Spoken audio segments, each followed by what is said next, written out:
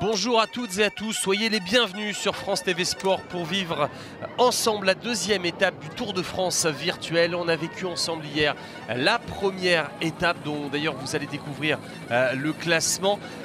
Et donc comme hier, j'aurai le privilège et le plaisir de commenter ces deux étapes féminines puis masculines avec Johan Offredo. Salut Johan. Salut. Remis d'hier? Bah ouais, remis de mes émotions, c'était une première avec des bons et des mauvais côtés. Mais en tout cas, ce petit générique du Tour de France nous appelle à une saison qui va bientôt arriver et ça me donne bien envie de reprendre cette saison. Eh bien on l'espère.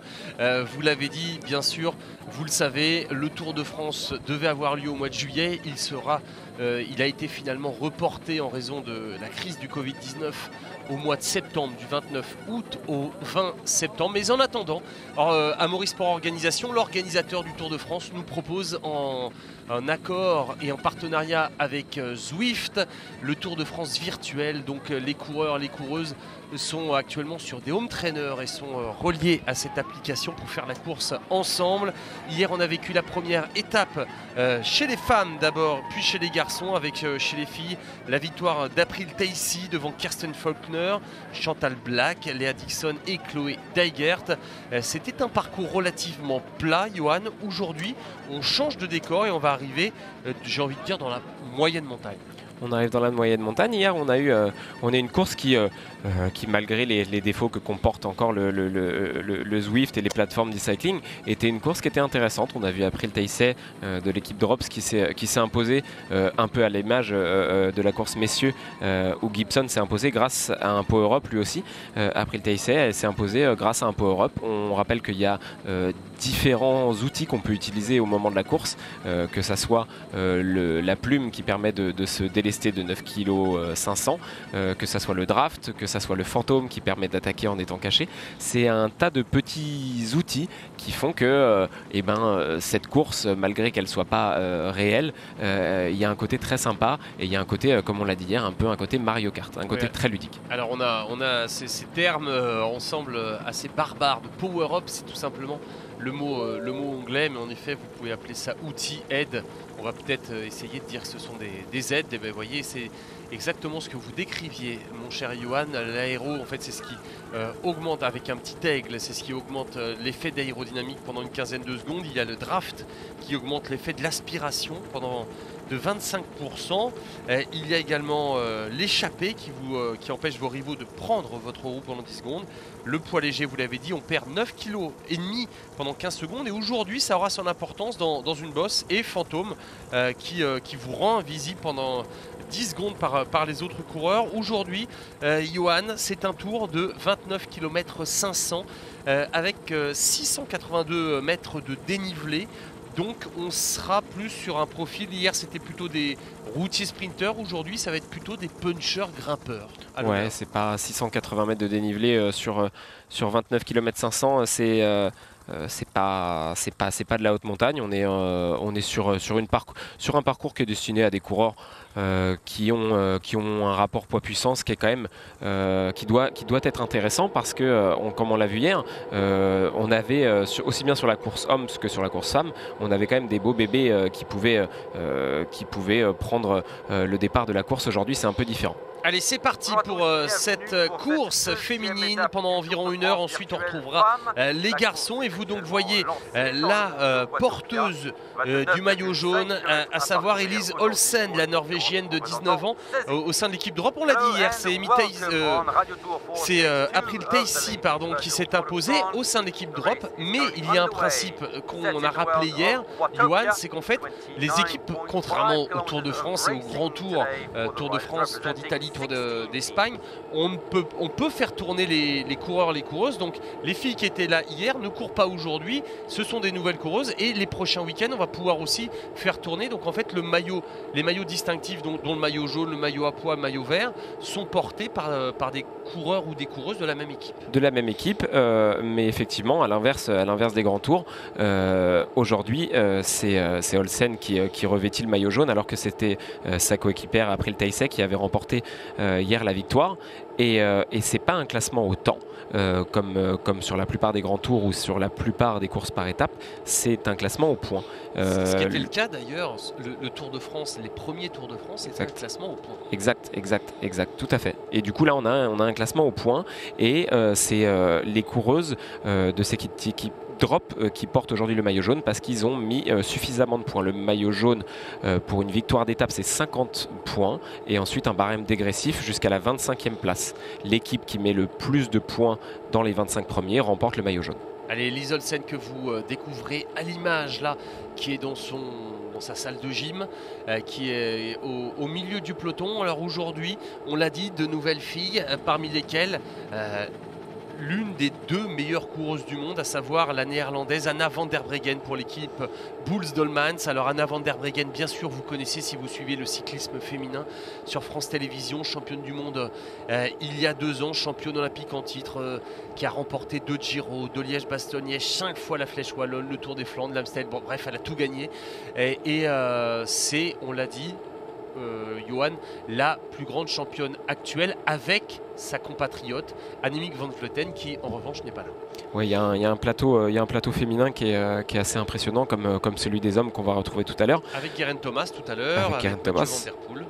Exactement, et après pour les plus sceptiques d'entre vous, je l'étais moi aussi sur ce genre d'épreuve. Il y a plusieurs intérêts. On va dire qu'il y a un intérêt, comme on l'a dit hier, de s'entraîner parce qu'on est sur des puissances comme on voit actuellement de Alice Barnes qui est à plus de 300 watts.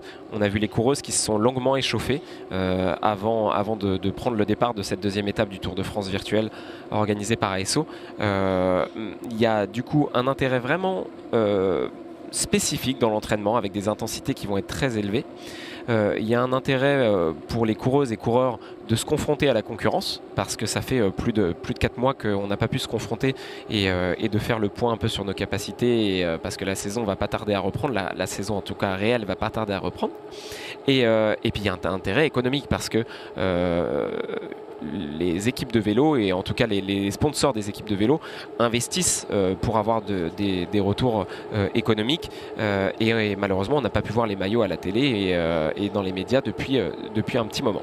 Mais vous l'avez dit, de toute façon ça n'a absolument pas vocation à remplacer le vrai vélo, le cyclisme sur route. Et c'est vrai que vous êtes mieux placé que moi pour le savoir, ça n'a rien à voir. J'ai envie de dire, là c'est presque plus sympa à faire les courses Zwift à faire soi-même qu'à regarder, parce que c'est vrai que ça n'a rien à voir. Là c'est vrai qu'on ne voit pas le visage des coureuses ou des coureurs, on n'est pas dans la même émotion, on ne voit pas la souffrance, ça n'a rien à voir.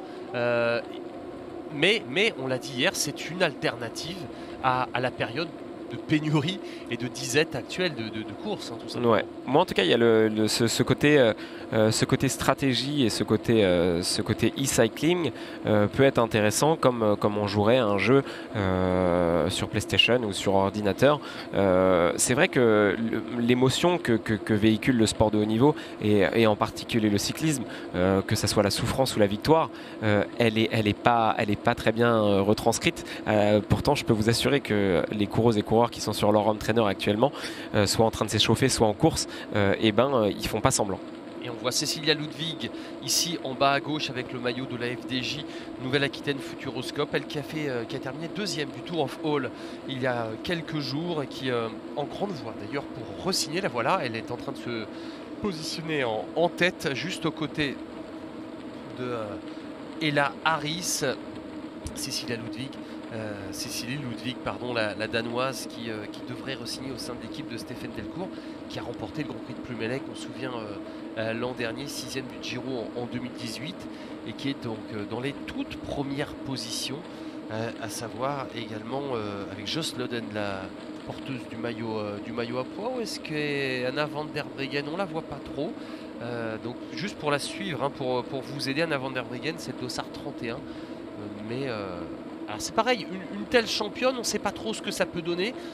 Hier, finalement, c'est pas les grands noms qu'on a vus. On a vu Mathieu Van Der Poel, on a vu Michal Kwiatkowski, mais c'est pas eux qui ont gagné à la fin.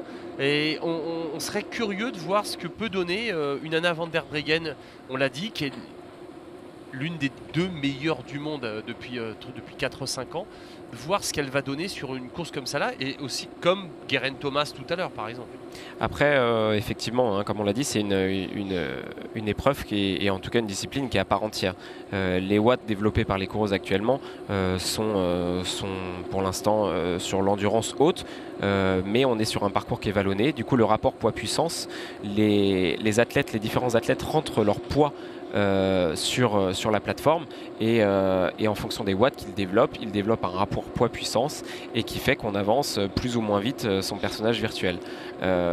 Toujours est-il que c'est une discipline à part entière, que même si Hélène Van Dijk est par exemple une excellente sprinteuse, là elle est dans une bosse et elle grimpe très très bien. C'est encore une fois du virtuel. Hélène Van Dijk qui est la coéquipière d'Audrey Cordon-Rago, la Bretonne, qui a rejoint aujourd'hui justement cette course sur l'île de Watopia, même s'il y a comme vous avez vu hier, Johan, certaines ressemblances avec Nice, et là qui développe 328 watts. Il faut savoir qu'Hélène Van Dijk, elle a remporté le Tour des Flandres, c'était en 2014, et on l'a dit, donc coéquipière d'Elisa Longo Borghini, et elle est dans son garage, regardez. Ah ouais, au frais. Au frais, dans le garage, voilà. Et on parlait d'Audrey Cordon-Rago qui vient de redescendre de stage en altitude où elle était pendant environ 2 semaines à Tignes, où elle a accumulé les dénivelés avec les filles de l'équipe de France. Alors que là on voit les filles de CCC Live qui sont en train de se replacer. En fait, à cette période-là de l'année, c'est vrai que c'est un peu compliqué de cumuler les deux. On a souvent fait beaucoup d'heures sur les plateformes d'e-cycling ou sur Home Trainer. Maintenant, la plupart des athlètes sont retournés à un entraînement traditionnel, sont retournés en montagne parce que l'entraînement en altitude permet justement d'augmenter son hématocrite et d'augmenter la préparation de l'entraînement au vu des prochaines G-séances. Là, ça s'inscrit, et notamment c'est le cas pour Audrey Cordon-Rago, d'une préparation qui a été effectuée en montagne, et là on peaufine sa préparation sur ce genre de plateforme qu'offre Zwift, avec encore une fois une 50aine de minutes intenses, à des intensités qui sont très élevées. On le voit, Elise Marie Olsen, elle s'emploie, elle s'est échauffée une 40aine de minutes avant, comme on le ferait sur un contre-la-montre. Elle a pris de la boisson, elle a même une petite banane en cas de fringale, et c'est un effort qui est très intense. Et attention, Elise Marie Olsen qui est porteuse du maillot jaune, elle n'a que 19 ans, hein, elle est toute fraîche dans le circuit mondial, très peu de références justement au niveau mondial, et là elle est distancée et lâchée dans cette bosse. Vous le voyez, pourcentage aux alentours de 7%, et pour l'instant vous voyez pas de nouvelles d'Anna van der Breggen, alors qu'Erika Magnaldi est en train de se porter en tête avec Gigante également. Sarah Gigante, 19 ans seulement, et qui elle est une des grands espoirs du cyclisme féminin mondial, qui a été championne d'Australie sur route dès son arrivée l'an dernier à 18 ans, dès sa sortie des juniors, championne d'Australie du chrono cette année. Donc il faut surveiller cette jeune Australienne Sarah Gigante dans l'équipe Teamco. Alors que là, on le voit à l'inverse d'hier, hein, on a eu un peloton massif quasiment tout au long des différentes épreuves, aussi bien féminines que masculines. Le fait qu'il y ait du dénivelé aujourd'hui va rajouter le rapport poids-puissance comme élément prépondérant. Parce que sur l'Home Trainer, encore une fois, les coureuses ont rentré leur poids. Et sur le plat, l'incidence du poids du coureur ou de l'athlète n'est pas prépondérant. Alors que là, imaginez de grimper une côte avec un pack d'eau dans le dos, ou alors sans ce pack d'eau, c'est complètement différent. Question idiote, Johan, comment on sait aussi qu'elle rentre le bon poids, ou que les coureurs vont rentrer le bon poids et vont être honnêtes? C'est tout le problème, si j'allais dire, si c'est un problème. C'est un jeu, on n'est pas sur du réel, on est sur du virtuel, on est là pour s'amuser, on est là, en l'occurrence, ce Tour de France virtuel, il s'inscrit dans le cadre d'une opération solidaire, on est sur des athlètes professionnels, on se doute qu'il n'y a pas grand intérêt à venir tricher et à venir rentrer un mauvais poids. Mais effectivement, et on l'a vu pendant la période de confinement, il y a des athlètes qui se sont amusés à démontrer que si on n'utilisait pas un capteur de puissance ou s'il y a un poids qui était rentré de manière différente, et ben le résultat est forcément pas le même.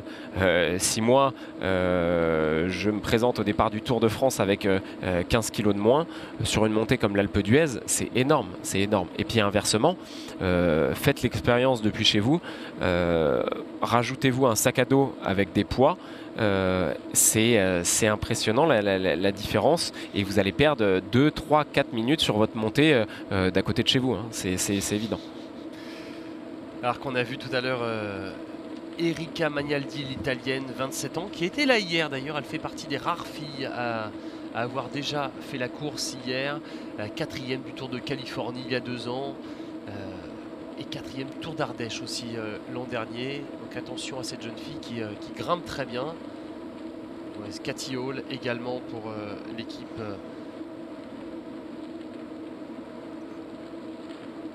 Canyon. Pardon, pour l'équipe Canyon. C'est vrai que c'est toute l'ambiguïté de ce genre de sport, si on peut appeler ça un sport. C'est une discipline à part entière, et c'est pas évident de reconnaître les coureurs. D'ailleurs, on s'est fait un peu piéger hier. Pour Cathy Hall. Ah oui, exact. Mais c'est vrai que c'est déjà que dans le cyclisme moderne, la plupart des athlètes ont tous le même casque, les mêmes lunettes. C'est pas facile de les reconnaître. Alors là, c'est encore plus difficile. Les favorites.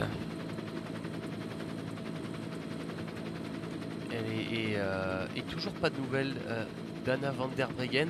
C'est vrai, Johan, dans une course sur route, on aurait tendance à aller voir les grands noms, à aller voir le nom d'Anna van der Breggen, de Cécilie Ludwig, d'une Longo Borghini, qui grimpe très bien, du Tatiana Gudерzo qui a été championne du monde.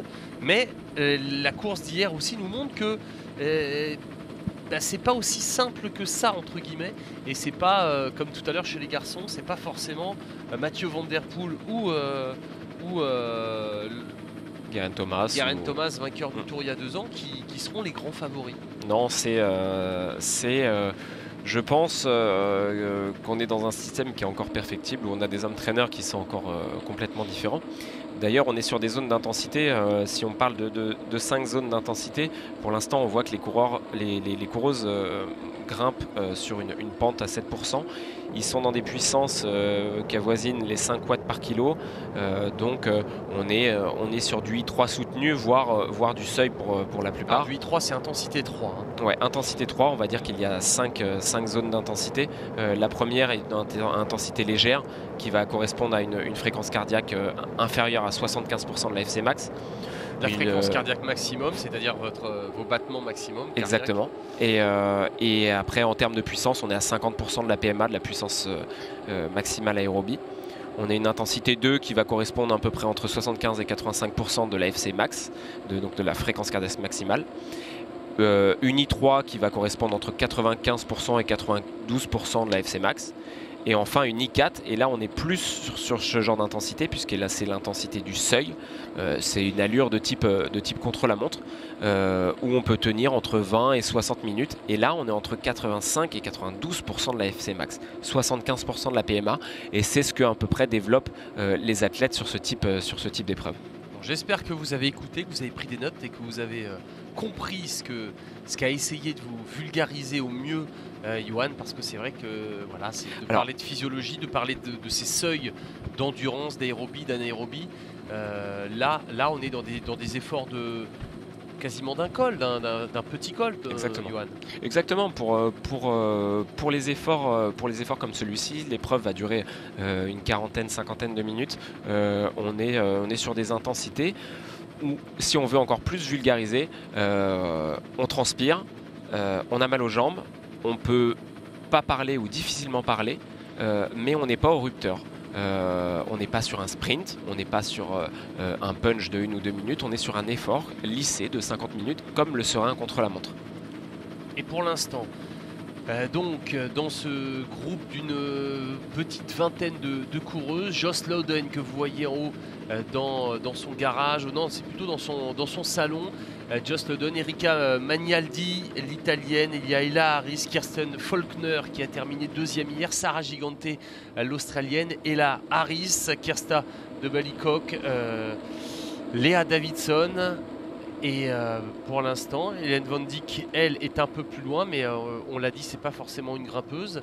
Et il y a, c'est vrai, des surprises de ne pas voir Tatiana Gouderzo, on ne voit pas non plus Elisa Longo-Borghini, on ne voit pas Audrey Cordon-Rago dans ce groupe. On a vu Cécilie Ludwig, en revanche, pour l'équipe FDJ Nouvelle-Aquitaine Futuroscope.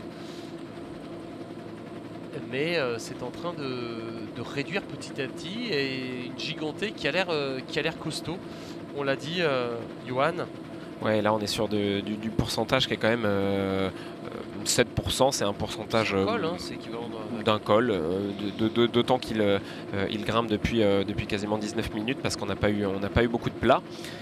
Sur certains home trainers, on a la possibilité justement de recréer cette pente, justement avec un système de bras oscillant à l'avant qui fait que on pédale en étant légèrement incliné, plutôt que de mettre des dictionnaires sur la roue avant. Et ça permet vraiment de recréer cette illusion de pente.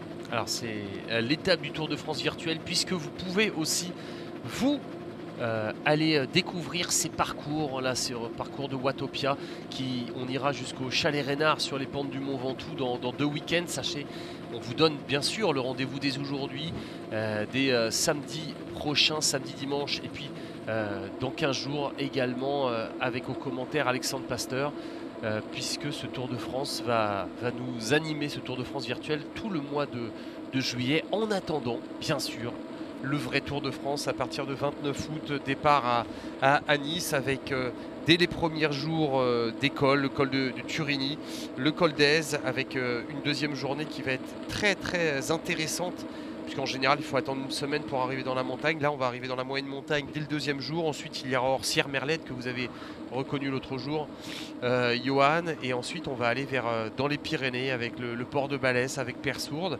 On ira ensuite vers l'Auvergne, vers le Puy-Marie qui est redoutable. Avant il y aura eu le Mont Aigoual, et puis on ira dans les Alpes avec d'abord le Grand Colombier, puis le fameux col de la Lose. C'est un Tour de France qui s'annonce extrêmement musclé, et on espère que Thibaut Pinot, Romain Bardet et Julien Alaphilippe vont nous faire vibrer comme ils l'ont fait l'an dernier. Bon, je pense qu'ils nous feront plus vibrer dans la réalité que sur Zwift, c'est sûr, parce que je pense que Thibaut et Julien sont pas, ni même Romain d'ailleurs, il l'a affirmé à de multiples reprises, sont pas des grands adeptes de cette nouvelle discipline. Et Julien, pourtant, qu'on retrouvera d'ici dans un des 2 prochains week-ends. Ça a été annoncé, mais c'est sûr que Thibaut, c'est pas son truc. Non, c'est pas son truc. Son truc, Thibaut, c'est de grimper l'école. On est à quelques encablures parce que le Tour de France, ça va venir bien vite. Quand on voit la densité des épreuves qu'offre le Tour de France ces prochaines semaines, ils sont en pleine préparation, et là ils grimpent des vraies cols. Pour l'instant, Jocelyne Loden, elle est dans une pote à 8%, et elle fait pas semblant non plus. Elle est sans doute petit plateau là sur le 39. Oui, bien sûr. Ouais, en fait c'est comme on l'a dit hier, quand on rencontre des pourcentages qui sont de l'ordre de 8%, 9%, 10%, l'intensité est recréé sur l'homme trainer de manière naturelle. C'est l'homme trainer qui se durcit, étant connecté à la télé, je vais y arriver. Et du coup, dans les descentes, c'est pour ça que hier, j'ai été très étonné de voir certains athlètes qui pédalaient plus du tout. Oui. Et comme on le voit actuellement, par exemple, Erika Magnaldi, elle est à 50 km/h, elle ne pédale presque plus, elle récupère de son effort. Allez, c'est en train de se regrouper un peu. Toujours pas d'Anna van der Breggen dans le groupe de tête. Elle aussi, c'est une découverte pour elle, alors que, en revanche, les filles de Tipco, Lauren Stephens, Sarah Gigonté sont bien placées. Et Erika Magnaldi, qu'on voit à l'écran actuellement, hier, elle a pris deux classements de la montagne devant Loden justement. Et sur un de ces sprints, j'avais regardé sur le COM, parce que hier on avait un tour à faire 4 fois. Le COM, c'est le King of Mountain. King of Mountain, c'est en effet le classement des grimpeurs. Vous le dites à l'anglaise, et c'est vrai que le mot COM est devenu totalement usuel dans le jargon du cyclisme. Est-ce que vous avez des coms en région parisienne, vous, mon cher Johan? J'en ai quelques-uns, mais après, je pense que à l'image de Strava et des coms et du cyclisme qui est pas virtuel, mais en tout cas qui est interactif, connecté, ouais. et on est connecté, et même si on n'est pas ensemble, on peut se comparer, on peut comparer nos performances sur le Puy-Marie, sur le col du Soulor, sur le col de l'Aubisque, sur tous les cols qu'on a en France, et justement de se faire une comparaison. Et là, sur ce cyclisme virtuel, on est un peu sur cette idée-là. Mais hier, ça n'empêche que la performance physique et intrinsèque des sportifs qu'on voit aujourd'hui, elle est réelle. Parce que hier, Magnaldi, qui a pris le maillot à poids, elle développe plus de 11 watts par kilo pour aller chercher le COM. 11 watts par kilo, pour les connaisseurs, c'est costaud, c'est du costaud. Et là, elles sont une vingtaine seulement dans les derniers 3 derniers kilomètres de ce col. La plupart des athlètes se connaissent. Ils ont l'habitude de s'entraîner avec des capteurs de puissance. Donc ils sont très, très en mesure de savoir à quelle intensité elles roulent. On a longtemps parlé des watts justement avec les Sky qui ont, à l'image de Christopher Froome, les yeux rivés sur leur capteur de puissance, parce qu'à l'image d'une voiture, on va dire qu'on va partir avec un plein d'essence qui va correspondre à 50 litres. Et il va falloir lisser ces 50 litres pour arriver d'un point A à un point B en ayant utilisé son plein. Un coureur est capable de savoir que quand il roule à une intensité de 450 watts, il va pouvoir le tenir 10, 15 minutes, mais pas 20 minutes, mais pas 30 minutes. Et du coup, là, la plupart des coureuses savent que s'ils se mettent dans le rouge, dans la bosse, elles ne vont pas pouvoir suivre après le tempo. Donc il y a vraiment une gestion d'effort qui est intéressante. Kirsten Faulkner, deuxième hier, qui elle aussi avec le groupe de tête là dans la descente, puisque on l'a rappelé, il y a eu ce col d'une petite dizaine de kilomètres, et ensuite il va y avoir une descente pour revenir sur la ligne d'arrivée. Donc ce ne sont pas forcément les grimpeuses qui vont gagner, en tout cas c'est celles qui ont le mieux résisté, et après il faudra peut-être aller chercher les filles les plus rapides de ce groupe. Comme peut-être une Sarah Giganté, Cécile Ludwig, pourquoi pas. On va voir. Christiane Faulkner qui elle a pris le départ hier, puisqu'elle a pris la deuxième place, qui est une des rares athlètes à accumuler les deux épreuves. Il y a Elisa Longo-Borghini également, qui est très discrète aujourd'hui, qui a été Je ne l'ai pas vue dans le classement pour l'instant, c'est pour ça que ouais, je n'avais pas fait attention. La combative du jour hier, et Erika Magnaldi à nouveau à l'avant. C'est l'italienne aujourd'hui qui est la grande animatrice de cette course, avec Jess Loden notamment et Cécile Ludwig. Là on est sur du 8 watts par kilo sur une montée. Il serait intéressant de connaître le poids d'Erika Magnaldi, mais on est presque au sommet. Est-ce que c'est pas Cécile Ludwig qui est en train de passer à l'attaque? Si, regardez, Cécile Ludwig qui est en train de produire son effort à quelques mètres là justement du COM. Magnaldi. Et comme hier, Magnaldi elle arrive à développer des puissances, comme on l'a dit, qui sont de 11,5 watts par kilo. Ça représente une puissance aux alentours, on va dire qu'elle doit faire une cinquantaine de kilos. Regardez Erika Magnaldi, justement, qui vient de faire son effort et qui passait en tête avec Cécile Ludwig et Joss Loden. Ce sont vraiment les trois, ça y est, les trois filles qui sont parties là au sommet. C'est les mêmes qu'il y a dans la montée. On voit que Erika Magnaldi, elle n'est pas lourde et qu'elle développe des puissances aux alentours de 11 watts par kilo. Elle doit faire une cinquantaine de kilos. On est proche des 600-700 watts. C'est un effort qu'on peut tenir une trentaine de secondes. Et là, on voit bien à l'image que, il est nécessaire de récupérer. Parce que quand on fait des efforts de type lactique, justement, on monte les lactates et qu'il faut pouvoir les éliminer. Alors, on les élimine non pas en faisant du repos, mais en tournant les jambes de manière à éliminer cet effort intense. Ouais, et les 3 filles rattrapées également par Ella Harris. Donc on le rappelle, hein, là c'est le ralenti du passage au sommet avec Cécilie Ludwig pour l'équipe FDJ Nouvelle-Aquitaine Futuroscope, avec Erika Magnaldi, l'italienne, dossard 122 pour l'Italie. Également, on l'a dit, Ella Harris et Joss Loden. Est-ce que Joss Loden est toujours là? Erika Magnaldi devant. Là qui semble être sur le grand plateau si on en croit l'image. Ouais, je sais pas, c'est ce qu'on se demandait. Est-ce que au moment où l'athlète se met en danseuse, est-ce que sur l'image elle est en danseuse? A priori oui, puisque on retrouve Erika Magnaldi maintenant à l'image. On voit qu'elle fait pas semblant, hein. C'est comme je disais hier, elle a pris le départ hier de la course. Ils sont quelques-unes à avoir pris le départ des 2 épreuves, des 2 étapes, mais toutefois à l'image d'un marathon qu'on ne peut pas reproduire plusieurs fois dans le mois, là c'est quand même un contre-la-montre. Un contre-la-montre tous les jours, c'était inenvisageable, parce que j'entendais certains qui disaient voilà, pourquoi pas un Tour de France virtuel sur 3 semaines.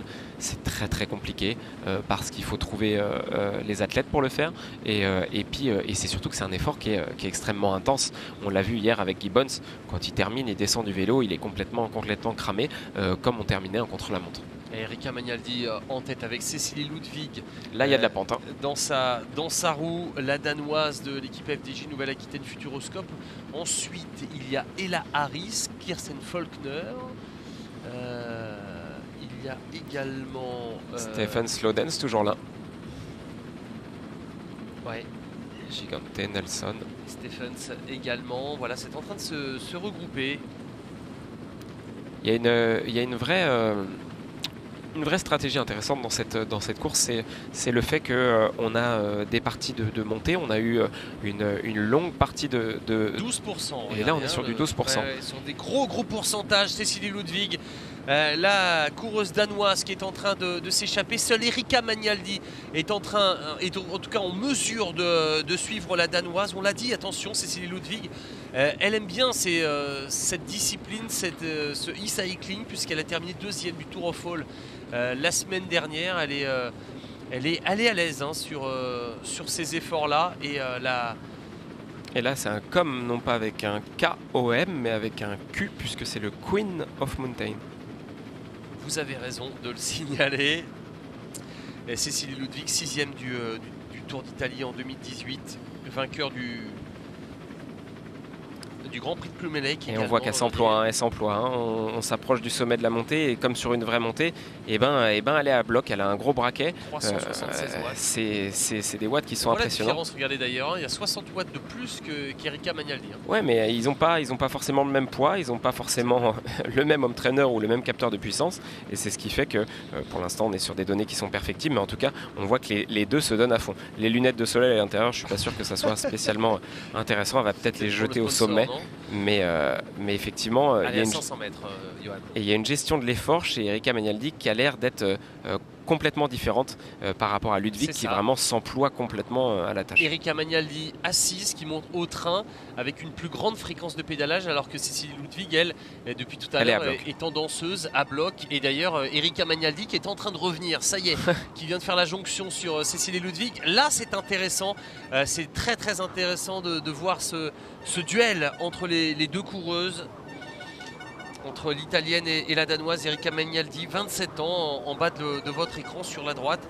4e. On voit que la coureur de la FDJ elle commence à piocher, mais ce qui m'inquiète, c'est pas tellement le passage au sommet, c'est pour après de récupérer. Pour un effort comme celui-là, il faut pouvoir récupérer.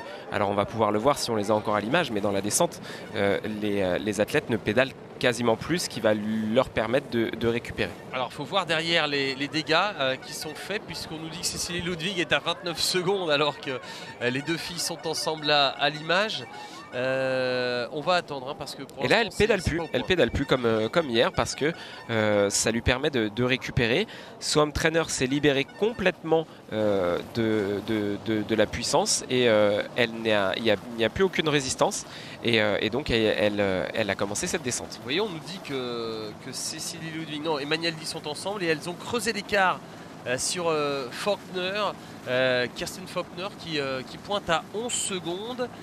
Harris, Stephens et Giganté sont à 22 secondes. Hein. Et comme dans la réalité, les deux coureuses, Ludwig et Magnaldi, vont pouvoir collaborer.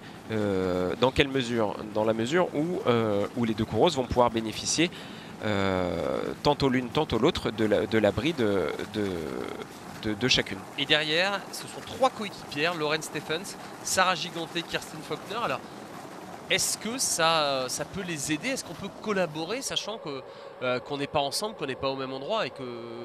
Le fait d'être ensemble va pouvoir permettre sur la plateforme virtuelle d'avoir un abri, comme dans la réalité. Quand on est dans la roue d'un coureur, on bénéficie d'un effet d'aspiration qui va être à hauteur une trentaine de pourcents et on va pouvoir se cacher dans les roues et justement davantage collaborer. Mais c'est exactement ce que va faire Erika Magnaldi. Pour l'instant, elle récupère parce qu'elle a fait un effort très intense. On voit qu'elle est en hyperventilation, elle a beaucoup transpiré et par contre dès qu'elle va le remettre une cadence de pédalage, et ben là ça va faire mal aux jambes. On nous voit un peu du rêve là, hein, parce que vous la voyez sur la gauche, elle est assise en train de récupérer. Ouais. On nous met une position aérodynamique à l'image. Bon, c'est... Il y a beaucoup d'autres sports hein, qui s'entraînent de cette manière. Je pense à la MotoGP ou à la Formule 1. Et là, on voyait Erika Magnaldi qui faisait semblant de tourner dans le virage. Je pense qu'à l'avenir, on aura ces plateformes qui sont perfectibles. Bah, tout à fait. Pourquoi pas se pencher sur le vélo, s'incliner justement. Parce que là, il y a cette position et l'effet aéro qui est...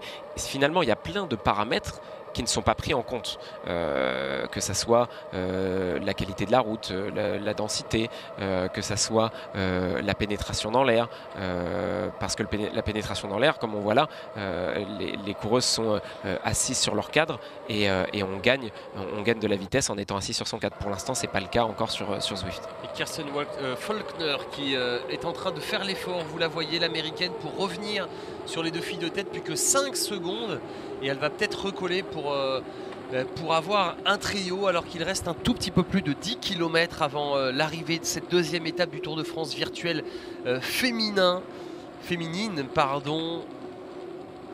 étape féminine et Tour de France virtuel féminin.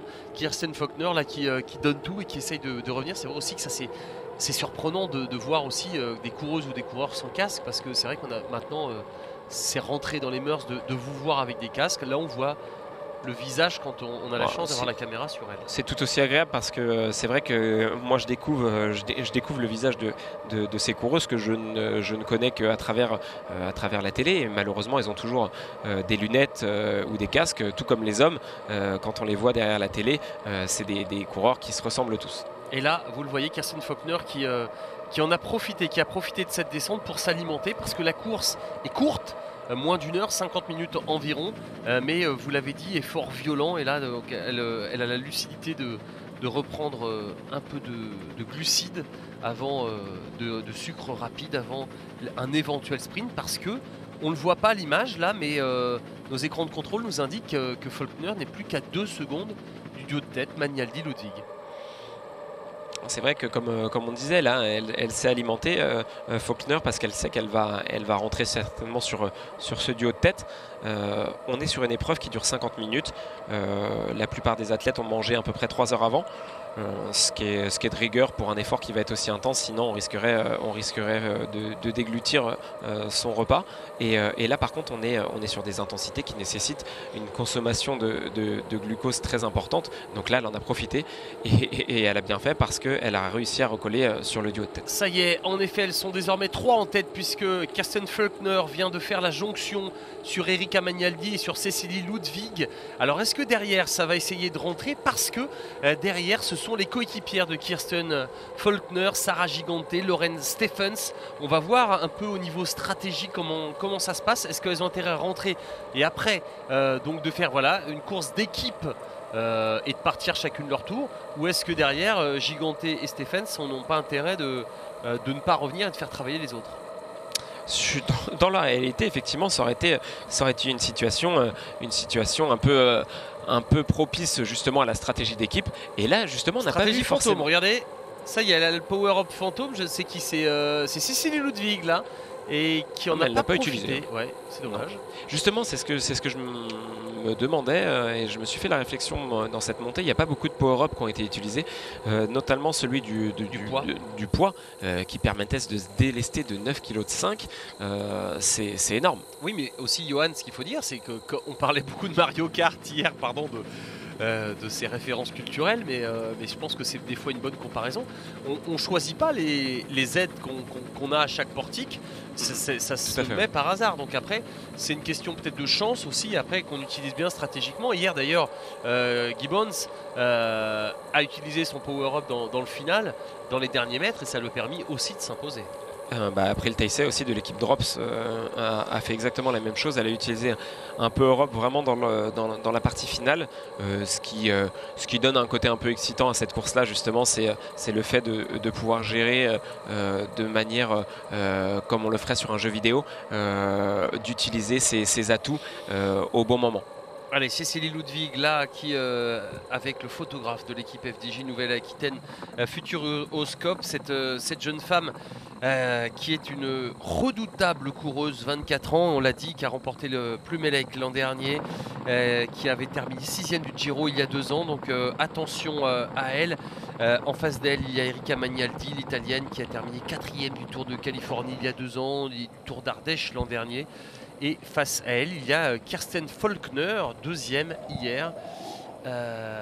On va voir ce que... Oh, ça va pas rentrer derrière, il y a plus de 12 secondes.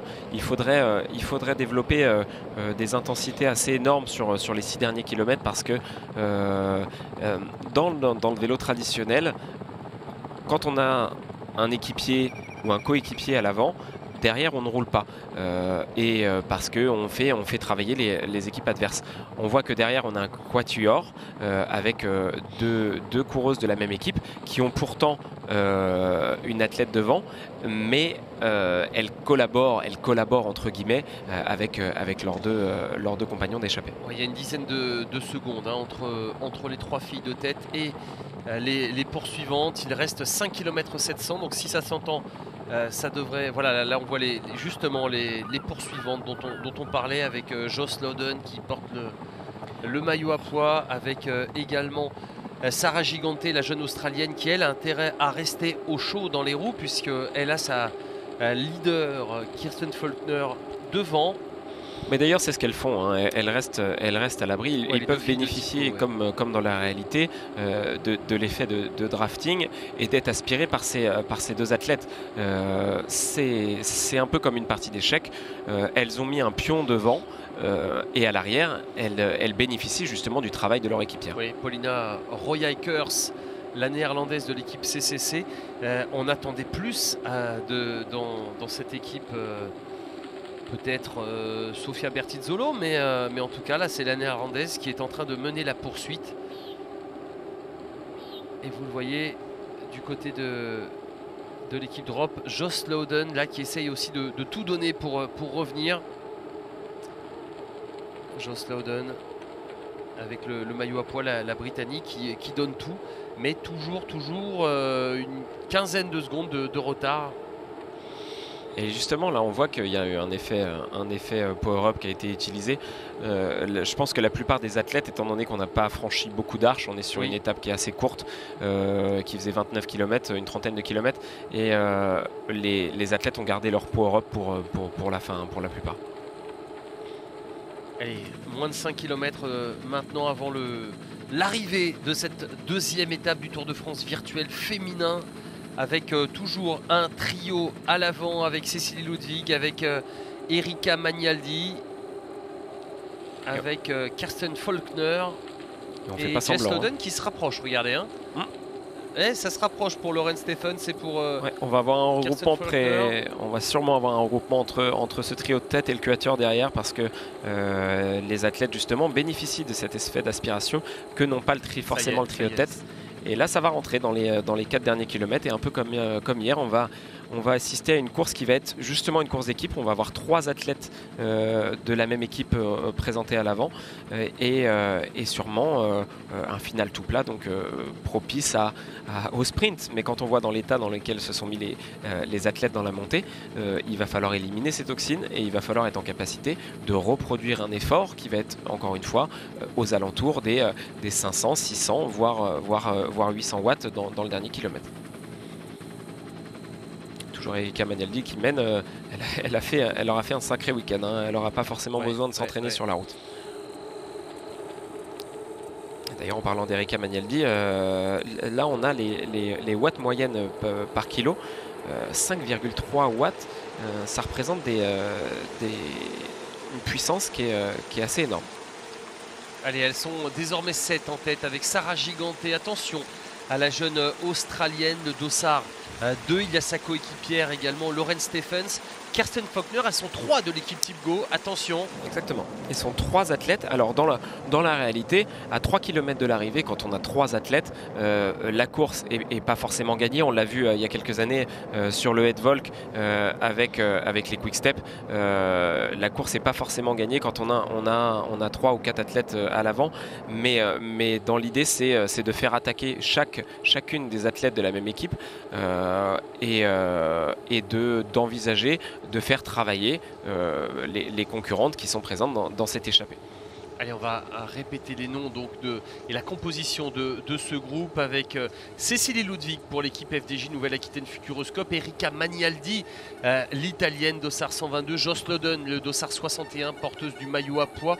Il y a également Paulina, je vais vous laisser prononcer, Rojakers pour l'équipe CCC Live. Et puis les 3 filles de l'équipe Team Go, à savoir Lauren Stephens, Sarah Giganté, Kirsten Faulkner. Faites vos jeux. Il reste 2 km 500. Et le volcan est en feu. Eh oui, c'était en effet une étape... Et là, elle est très concentrée. Passionnante. Cécilie Uttrup Ludwig, on est dans le final d'une course. On voit que là, elle produit un effort qui est assez intense. Elle se met en danseuse, et à l'image de la réalité, quand on produit une attaque, on se met en danseuse. Et là, on voit qu'elle est en train d'attaquer sur cette dernière partie, et que la puissance développée, elle est énorme. On est à l'autour de 600 watts. On n'a pas son cœur actuellement, mais elle y va, et on est à 2 km de l'arrivée. Elle tente une attaque. Elle sait très bien que c'est pas l'athlète la plus rapide sur ces 7. Elle se connaissent, ces athlètes, puisqu'ils ont l'habitude de courir ensemble sur les circuits internationaux. Et là, elle tente son va-tout à 2 km de l'arrivée. Oui, à 2 km, l'attaque de Cécilie Ludwig qui a fait le trou. En tout cas, ça désorganise ce groupe, et il n'y a qu'une fille pour l'instant qui arrive à la suivre. C'est Erika Magnaldi, alors que derrière ça riogé aussi avec une fille de l'équipe Tipco, à savoir Faulkner. Mais Faulkner, elle a tout intérêt à attaquer, et comme on l'a dit tout à l'heure, là pour l'instant on est dans les 4 dernières minutes, les 3 dernières minutes de cette course. Il faut que les forces en présence se dégagent. Alors il faut attaquer. C'était pas forcément à Ludwig d'attaquer, parce qu'elle était toute seule. Elle est la seule représentante de cette équipe FDJ Futuroscope Nouvelle-Aquitaine, et du coup là pour l'instant on est un peu sur un statu quo. Et Joss Loden là pour l'équipe Drops qui est parti. C'est chacune son tour là avec Erika Magnaldi à nouveau. Il reste 1 km 500 dans moins de 300 mètres. La flamme rouge, Kirsten Faulkner qui a terminé 2e hier. Attention, l'américaine, c'est peut-être la plus forte aujourd'hui. Elle est revenue tout à l'heure en costaud pour revenir sur Cécilie Ludwig et Erika Magnaldi. Cécilie Ludwig, elle a peut-être fait un gros effort là il y a quelques minutes. Ça va être dur d'aller chercher. Je pense qu'elle elle a vraiment entamé ses chances de victoire. D'ailleurs, c'est ce qu'elle pressentait. Elle pressentait un sprint. 3 athlètes de la même équipe. Elle a tenté son va-tout. Là, on est dans le dernier kilomètre. Les athlètes, normalement, on peut faire un jeu de regard, parce que la 8e athlète qui est derrière, elle est à plus d'1 minute. Donc les athlètes pourraient se permettre de se regarder. Encore une fois, on est dans le virtuel. Là, on va avoir des puissances qui vont être augmentées de manière croissante jusqu'à la ligne d'arrivée. Et c'est l'athlète qui va être capable de mettre le plus de puissance sur son entraîneur qui va s'imposer. Allez, elles ne sont plus que 5 avec Joss Loden, avec Lauren Stephens, avec Sarah Giganté. Kirsten Faulkner, Cecilie Ludwig en dernière position. Regardez, là c'est Erika Magnaldi en première position avec Joss Loden, Lauren Stephens, Kirsten Faulkner. Elles sont deux de la même équipe, à savoir Lauren Stephens et Kirsten Faulkner. Sarah Giganté, elle, est passée par la fenêtre. Et on utilise le Power Up fantôme, c'est une bonne idée à 300 mètres de l'arrivée, mais si on l'utilise, il faut appuyer sur les pédales. Qu'est-ce qu'il utilise alors que c'est Erika Magnaldi, regardez, qui est en train de sprinter, l'italienne qui a tout donné déjà tout à l'heure. Erika Magnaldi qui lance le sprint, et qui est derrière lui, et c'est Joss Loden qui est en train de passer peut-être. Regardez. Ouais, Joss Loden. Et victoire de Lauren Stephens. Eh oui, Lauren Stephens devant Joss Loden. Lauren Stephens. Erika Magnaldi, elle a fait un sprint qui est parti de loin, hein, comme on l'avait dit tout à l'heure. C'est à celui qui appuie le plus sur les pédales, à l'image d'un sprint réel. Le sprint virtuel, c'est à celle qui va développer le plus de watts. Et à ce jeu-là, c'est Lauren Stephens qui a gagné. Et devant Joss Loden, qui avait fait un travail impressionnant déjà dans les derniers hectomètres. Et Magnaldi, elle n'a pas été avare d'efforts. On l'a vu, elle a fait le classement des meilleurs grimpeurs hier. Aujourd'hui, je pense qu'elle a pris le maillot à poids et elle prend cette troisième place aujourd'hui à l'issue d'un sprint qui était... on le voit à son visage, très éprouvant. Oui, elle l'a emmené peut-être d'un peu trop loin. Alors là, on ne sait pas non plus aussi l'effet du vent et qui peut... Non, il n'y a pas l'effet du vent qui joue, mais par contre... il n'y a pas l'aspiration, puisqu'elle l'a lancé de très loin. Exactement, il n'y a pas l'aspiration, mais toujours est-il qu'un sprint de 40 secondes, c'est un sprint de 40 secondes, et qu'il faut développer les watts, et on a vu qu'elle était à peu près à 12 watts par kilo. On est aux alentours des 800-900 watts moyenne sur ces 30 dernières secondes. C'est un effort qui est intense, ça brûle les jambes, et dans tous les cas, qu'on soit dans le virtuel ou dans le réel, on ne peut pas faire plus que ce qu'on peut. En tout cas, victoire de l'américaine Lauren Stephens qui s'impose au sprint devant Joss Loden qui était porteuse du maillot à poids. En troisième position, donc vous l'avez vu, l'italienne Erika Magnaldi qui a été la grande animatrice de cette étape. Quatrième, Cécilie Ludwig, et aussi coup de chapeau à la coureuse de Stéphane Delcourt de l'équipe française FDJ Nouvelle-Aquitaine Futuroscope. Et Kirsten Faulkner, elle qui avait terminé deuxième hier et cinquième. On n'aura pas vu du tout Anna van der Breggen, on n'aura pas vu Audrey Cordon-Rago. Alors que là on voit bien sur ce final, hein, sur ces 500 derniers mètres, les power-up qui sont réalisés, notamment celui de l'aspiration, et c'est ce qu'on disait tout à l'heure, les athlètes ont gardé vraiment ce power-up dans le final. Cette petite voiture symbolisée par un logo bleu qui symbolise effectivement le drafting. Et c'est un peu dur, comme hier, hein, de voir l'arrivée dans ce virage où la ligne d'arrivée arrive très compliqué. Un peu au dernier moment. Mais bon, écoutez, on en est aussi qu'au début de ces courses virtuelles, et je pense qu'en effet ça s'améliorera plus tard, mais c'est pas fait non plus pour aider les commentateurs, même si vous avez vu à merveille mon cher Johan, Laura Stephens s'imposer devant Jess Loden, Erika Magnaldi, donc on l'a dit, troisième Cécilie Ludwig, quatrième Kirsten Faulkner, cinquième, Roya Kers, la néerlandaise, sixième, Sarah Giganté en septième position. Et c'est vrai qu'à part Cécilie Ludwig, il n'y a pas de grand nom, et d'Erika Magnaldi éventuellement, il n'y a pas de grand nom dans les 10 premières. Non, tout à fait. Dit, pas d'Anna van der Breggen, pas d'Elisa Longo-Borghini qui pourtant est une fille qui grimpe très bien. Petite déception côté français parce qu'on n'a pas vu Audrey Cordon-Rago, mais on la reverra évidemment dans la saison que j'ai envie d'appeler régulière, la saison sur route. Audrey qui est... Finalement l'intérêt des power-up est vraiment nécessaire sur ce final, parce que l'athlète qui a gagné aujourd'hui n'est pas forcément... Il serait intéressant d'avoir les watts qui ont été développés par Lauren Stephens, mais les watts qui ont été développés ne sont pas forcément les plus élevés pour la vainqueur du jour. Lauren, very many congratulations on an Allez, on va écouter Lauren Stephens qui s'impose avec l'interview. Virtual Tour de France for women. Summarize your feelings after Est-ce que vous pouvez un petit peu parler de vos sentiments aujourd'hui? Ouais, c'était très excitant de faire cette course sur Swift. C'était très excitant aujourd'hui. Talk about the climb then. That looked very, very difficult. And you were climbing with the top climbers in the world. I mean, you've got riders like Cecilia Uttrup Vous Ludwig, êtes who monté is, avec as we Cécilie, know, a avec renowned Ludwig, climber. avec How hard was it just to des stay coureuses there parmi in the les wheels? plus fortes. À quel point c'était difficile aujourd'hui? Oh, the epic climb was a hard climb in itself, and to be followed by the radio tower. L'epic climb I was actually est gapped très off into a difficile. group of 4, just off the back of the leaders, until about 3K to go. Je suis revenu sur les leaders alors qu'il restait encore 3 km. Et puis après, on est revenu sur le plat. Flats, and it looked to me like you used a power up in the last few meters. Et vous avez utilisé un power up, Uned, non, dans les derniers kilomètres, dans le sprint? Oui, j'ai utilisé le aéro. So very well done on the tactics. Now, of course, the team is looking for the maillot jaune, the yellow jersey. Et là, votre équipe maintenant vise le maillot jaune. Do you think the team can get the yellow jersey now? Vous pensez que l'équipe peut garder le maillot jaune? On est 3 dans le top 10.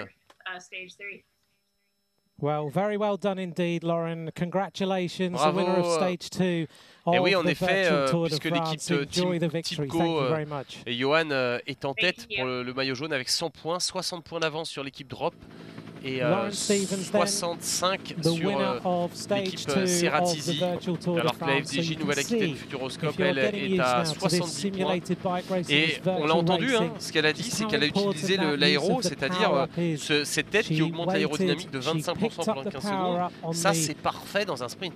C'est exactement ce qu'il faut dans un sprint, à l'image d'un Mark Cavendish qui lui est très aéro, qui lèche presque sa roue avant. Et qui est emmené par son train. Là, on n'a pas de train quand on est sur son home trainer, on est tout seul.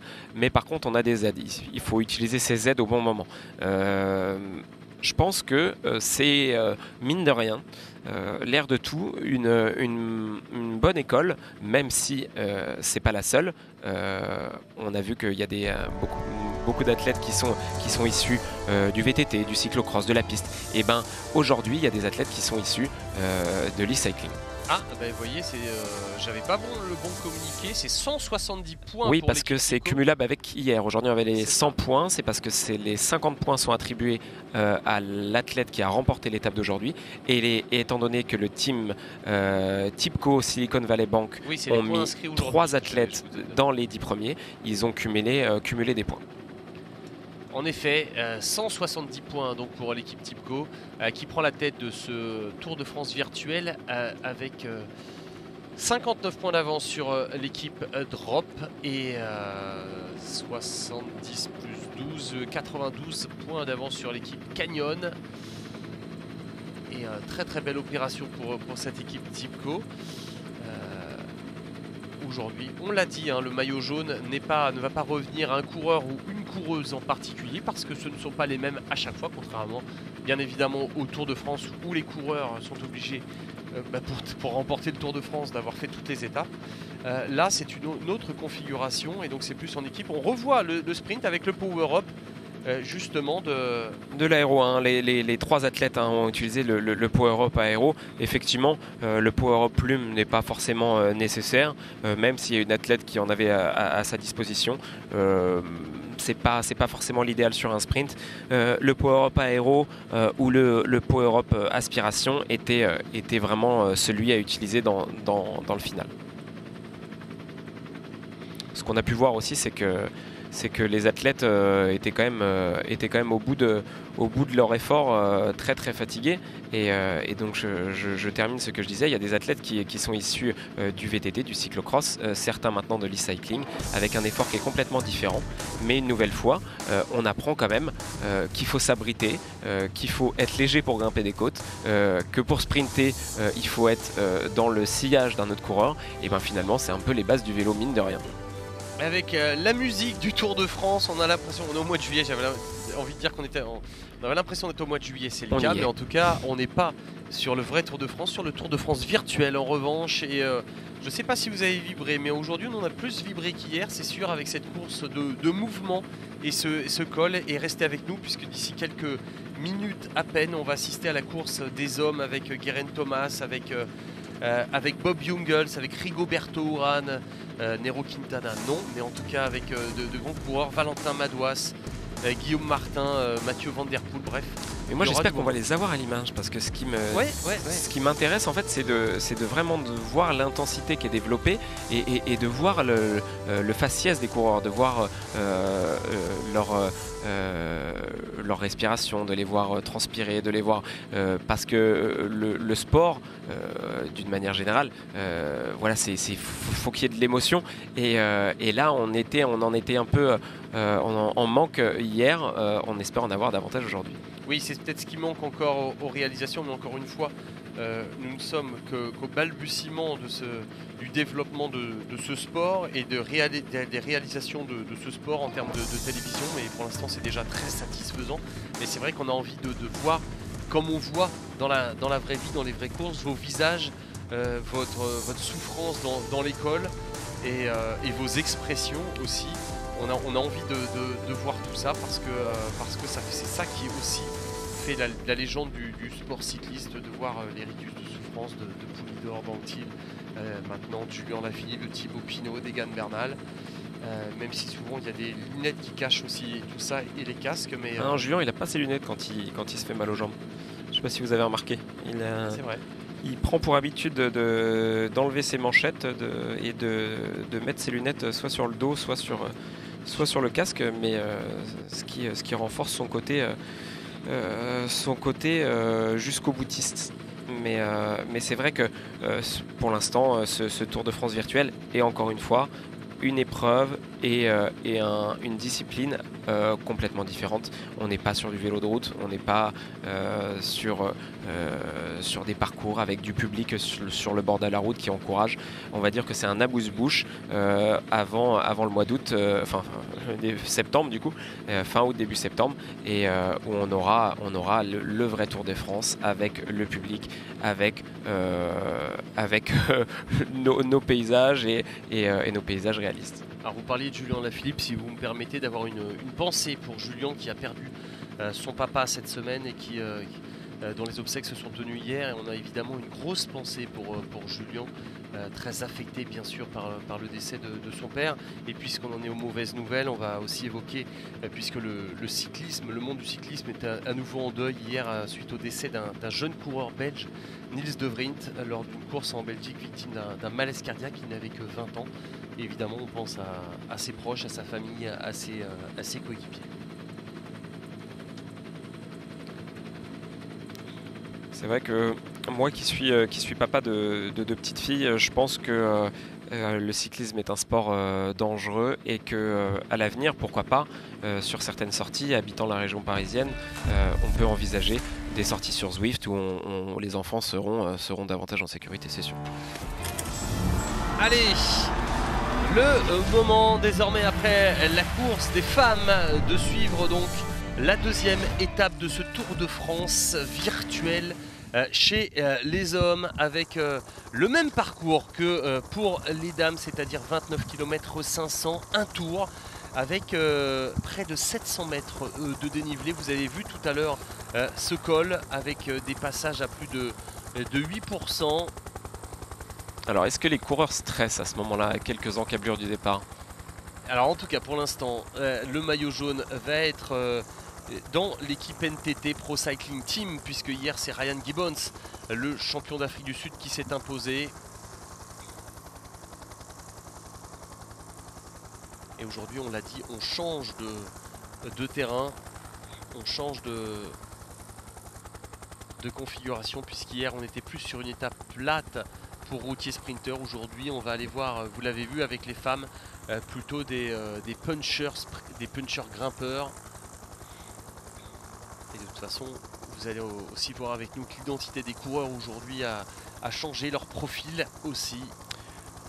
Et oui, on n'a que Mathieu Van Der Poel, il me semble, hein, qui fait le doublé avec la première étape de ce Tour de France virtuel et cette deuxième étape.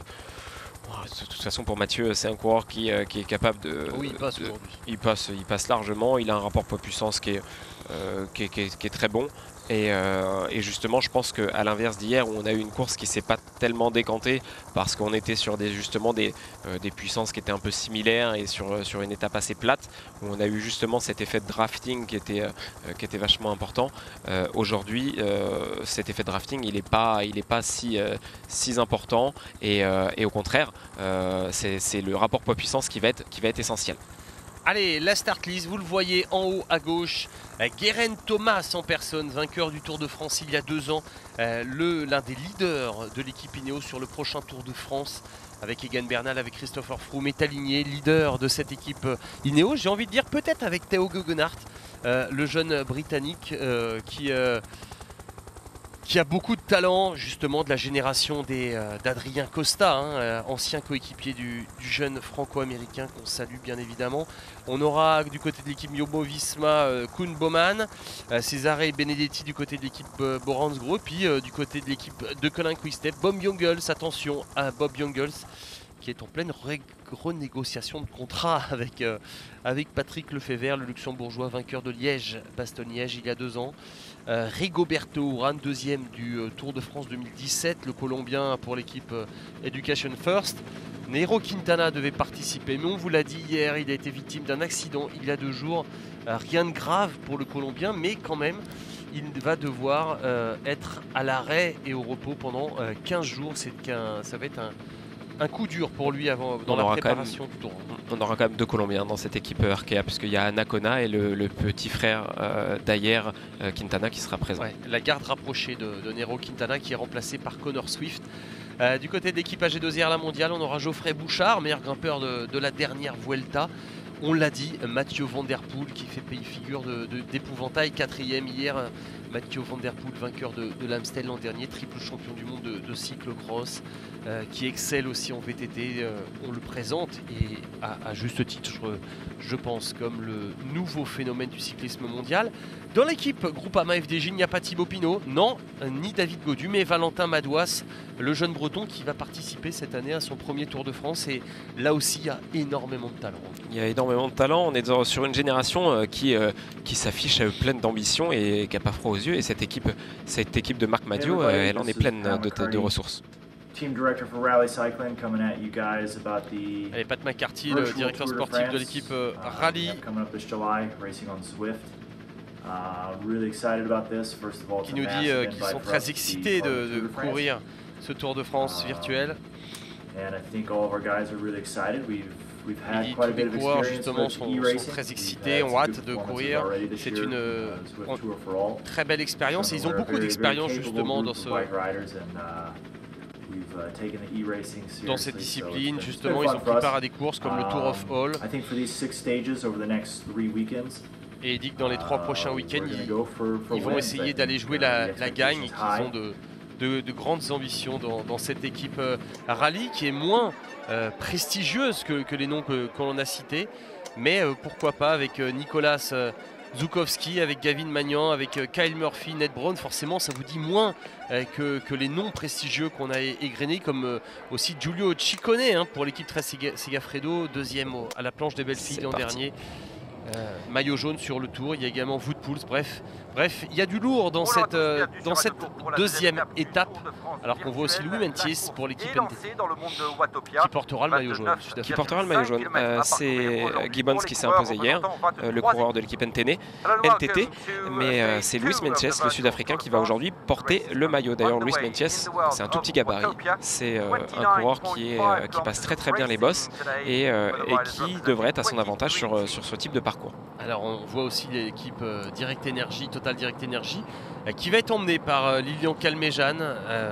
On va voir aussi ce que peut donner Lilian, qui s'est aussi beaucoup entraîné sur Zwift pendant le confinement, qui a fait énormément de séances aussi de musculation, d'abdos, qui a fait de grandes sorties aussi, l'autre jour 400 bornes, 400 km dans la journée, plus de 9 heures de vélo. On va voir un petit peu comment ça se passe pour ces coureurs qui sont aussi qui découvrent la discipline. Mais justement, c'est tout. On voit Luis Menges à l'image. Hein, c'est un petit gabarit comparé à Gibbons. C'est un tout petit athlète. Il est très léger. Il est capable d'avoir un rapport poids-puissance qui va être très intéressant sur ce type d'épreuve parce qu'on a une bosse qui est assez longue. On l'a vu tout à l'heure avec des passages à 12%.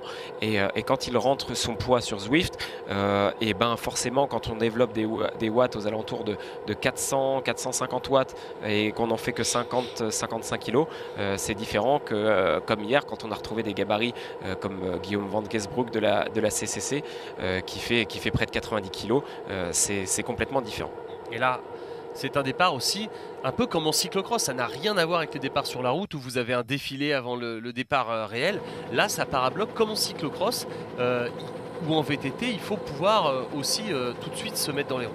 Ça part très très vite et on l'a vu tout à l'heure, juste avant le départ, les coureurs sont comme à l'image d'un contre-la-montre sur home trainer. Ils font des échauffements à différentes intensités. On va commencer par 15 minutes à intensité très légère et puis petit à petit on va s'approcher des intensités qui vont être celles de course, à savoir celles du seuil.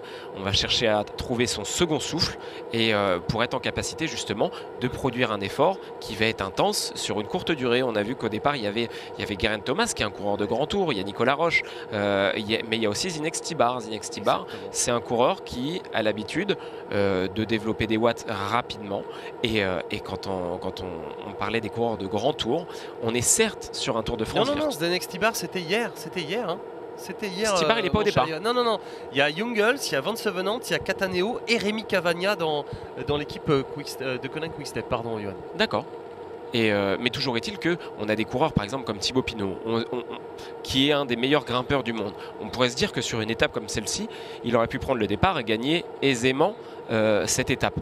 En l'occurrence, ce n'est pas forcément le cas parce qu'il y a différents paramètres qui rentrent en compte et qu'il n'y a pas que le rapport poids-puissance.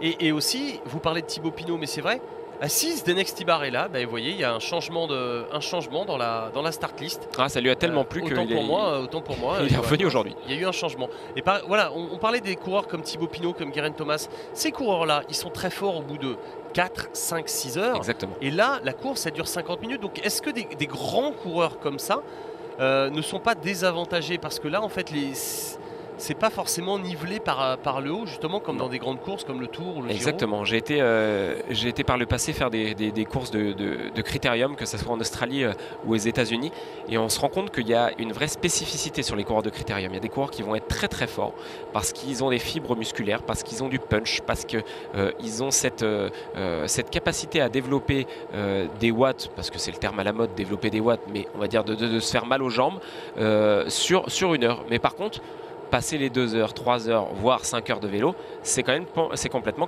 compliqué. Allez, Philippe Valsbleden, qui est l'un des coéquipiers de Mathieu Van Der Poel.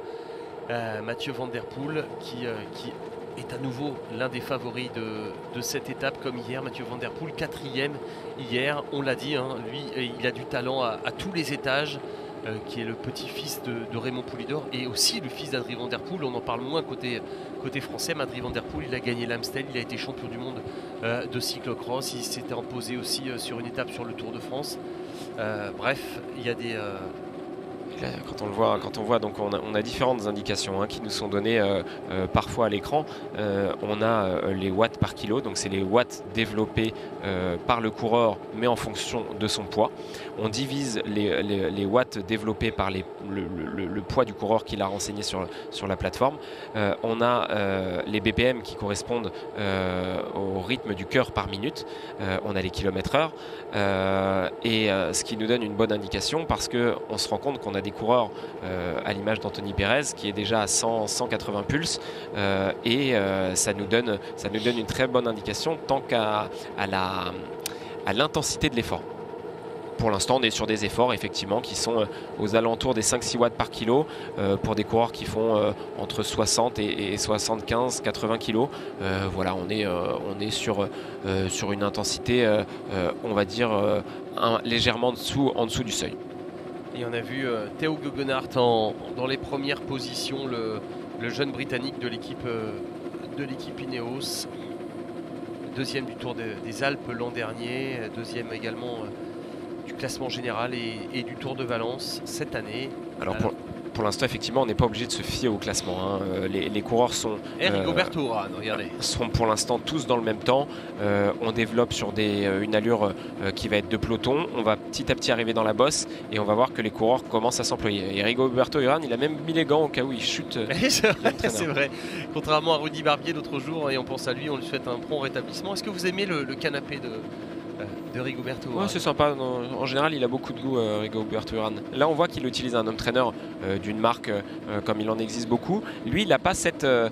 Il a, comme les trois quarts des home trainers, enlevé sa roue arrière et mis son home trainer avec une cassette qui doit être aujourd'hui une cassette avec un 28 certainement, parce qu'on va voir qu'il y a des pourcentages qui sont élevés. Donc 28, c'est le grand pignon à l'arrière. Exactement. Et avec un petit plateau, on voit que là pour l'instant il a le petit plateau, donc il n'est pas sur le grand braquet, il doit avoir un 38 ou un 39. On va voir si sur le Tour de France virtuel il attaque plus que sur le vrai Tour de France. Ah, certainement. On a des stratégies qui peuvent être différentes et on va peut-être avoir des coureurs qui se découvrent. Non, mais grand coureur évidemment, Rigoberto Urán, bien sûr. Deuxième du Tour de France en 2017, devant Romain Bardet, derrière Christopher Froome. Je le taquine un peu parce que c'est vrai qu'il a cette réputation de ne pas énormément attaquer, mais contrairement à Romain Bardet qui était le seul cette année-là à avoir osé attaquer, avoir les jambes pour attaquer Christopher Froome sur le Galibier avec Warren Barguil, sur l'Izoard aussi. Il était allé au bout du bout, Romain Bardet qui n'est pas là aujourd'hui, mais on le salue. Et lui qui va s'aligner sur le Tour de France qui n'était pas prévu, peut-être dans un autre rôle et dans une autre stratégie que les autres années où il visait le général. Allez, on a vu Geraint Thomas, regardez dans les 10 premières positions, Nicolas Hédé également, Nicolas Roche, bref, Alexis Goujard aussi qui est un gros moteur lui et qui peut aussi emmener énormément de watts. D'ailleurs Quintana est déjà là aussi. D'ailleurs, hein, pas... Oui, j'ai dit d'ailleurs. Oh, et Nero, on l'a dit, Nero est blessé, il se repose chez lui à Tundra dans le Boyacá en Colombie. Là pour l'instant on est sur un peloton de coureurs compact comme on pourrait l'avoir sur une course traditionnelle, avec pas forcément une équipe qui mêle le train parce que une nouvelle fois on est sur du virtuel, mais je peux vous assurer que l'effort est réel puisqu'on est sur du 6 watts par kilo, on est sur du 350-400 watts pour la plupart des coureurs. Hier je regardais Quentin Jauregui qui a participé à cette première étape du Tour de France virtuel, a pris et sans du tout lui faire offense, il a pris plus de 5 minutes, c'est pour dire l'intensité de l'effort, il a pris 5 minutes 39 et pourtant il fait 4,9 watts par kilo, ça nous fait une moyenne à peu près de 300 watts sur l'épreuve. Regardez Nicolas Zukowski, il a ce système dont vous parlez sur la roue avant qui est enlevé, mais qui permet aussi de recréer la pente. Alors ça permet et non seulement de recréer la pente, mais on voit qu'il y a une légère oscillation au niveau du guidon, ce qui permet justement d'avoir ce qu'on disait tout à l'heure, pourquoi pas à l'avenir, comme le font les simulateurs. Des oscillations du revêtement. Exactement, ouais. De revêtement, de virage, de sensations, pourquoi pas de pluie, enfin ça il peut se mettre sous la douche s'il le souhaite, mais je pense qu'on est vraiment aux prémices de ce truc-là et qu'on peut avoir après, à l'avenir, des réalités augmentées avec des choses qui vont pouvoir être ajoutées. Allez, on a vu aussi Justin Mauthier, le jeune coureur français de l'équipe BNB Hotel Vital Concept, qui a été formé au VCP Loudéac, et Justin qui cette année a pour objectif, alors que regardez, Geraint Thomas qui se place en tête, oui, Justin Mauthier qui a pour objectif de confirmer son immense talent, lui qui s'était imposé sur un Tour de Normandie il y a 3 ans, dans l'équipe de Jérôme Pinault. Et Geraint Thomas, Johan, 471 watts, la route commence à s'élever et tout de suite là, là on est le Gallois qui montre tout de suite, il veut peut-être montrer aussi à tout le monde qu'il est costaud, ou alors il fait le train pour Théo Gogonard. Est-ce qu'on peut parler d'un train? Pas sûr. Bah, comme on disait tout à l'heure, c'est l'éternel débat, on n'est pas sur du cyclisme réel. Par contre il y a toujours cet effet de drafting. Quand on est dans un peloton, on peut bénéficier de l'aspiration des coureurs qui nous précèdent et on peut utiliser ces fameux power-up, notamment aujourd'hui le power-up plume, poids léger, qui va nous permettre de réduire notre poids pendant 15 secondes de 9,5 kg. Et Geraint Thomas qui lui aussi en recherche de forme après ce confinement, lui qui sera l'un des 3 leaders de l'équipe Ineos sur le prochain Tour de France, peut-être en retrait d'Egan Bernal et de Christopher Froome. Mais sait-on jamais, en tout cas ça sera évidemment une solution de repli de luxe hein, pour l'équipe britannique, parce que Geraint Thomas, on l'a dit, vainqueur du Tour il y a 2 ans et qui sera là, alors que Attila Valter aussi est en train de montrer le bout de son nez. Alors Attila Valter, vous connaissez peut-être pas son nom pour l'équipe CC Team. Bah moi c'est ce que j'allais dire, qui est Attila Valter? Attila Valter, mon cher Johan, c'est un garçon qui a remporté l'étape de Tignes l'an dernier sur le Tour de l'Avenir. C'est un Hongrois de 22 ans qui a énormément de talent, alors que là à l'image c'est Mathieu Van Der Poel, et comme on lit hier, on peut vous redire, et ça se passe 2 mots, même sur Home Trainer, ce garçon a une classe folle. Et il s'emploie, hein, à l'inverse d'hier où on l'a vu qu'il avait très peu de mimique, il était posé sur son vélo, il bougeait pas. Il n'a pas à disposition lui cet effet de montée et de pente qui est recréé, mais là il est sur du 500 watts. Alors pour les connaisseurs, c'est quelque chose que vous allez pouvoir faire sur une quinzaine, une trentaine de secondes pour la plupart, presque sur un sprint. Et Mathieu Van Der Poel, il est capable de le faire sur une quarantaine de minutes. Et vous voyez sur la gauche, là sur le mur, le portrait de son grand-père Raymond Poulidor. Il y a un livre aussi sur Raymond Poulidor. Et on vous a préparé un portrait de Mathieu Van Der Poel au mois d'octobre. Je peux vous dire que lui, ça ne gave absolument pas qu'on lui parle constamment de son grand-père. Il est extrêmement fier de cette descendance très prestigieuse. Il y avait une grande complicité entre les deux. On verra si Mathieu, normalement, n'est pas le même genre de coureur que l'était son grand-père. L'éternel second aux 189 victoires, il faut quand même le rappeler, lui qui a gagné la Vuelta, qui a gagné les plus grandes courses, notamment la Flèche Wallonne. Et Mathieu Van Der Poel, souhaitons lui déjà au moins d'avoir la même carrière que son grand-père, lui qui est triple champion du monde de cyclocross et qui est en train de reculer. Johan, Geraint Thomas aussi. Il est parti fort, hein. Encore une fois, on est un peu sur un effort qui va être celui d'un contre-la-montre. On est sur des efforts de seuil, un effort qu'on peut tenir entre 20 et 40 minutes.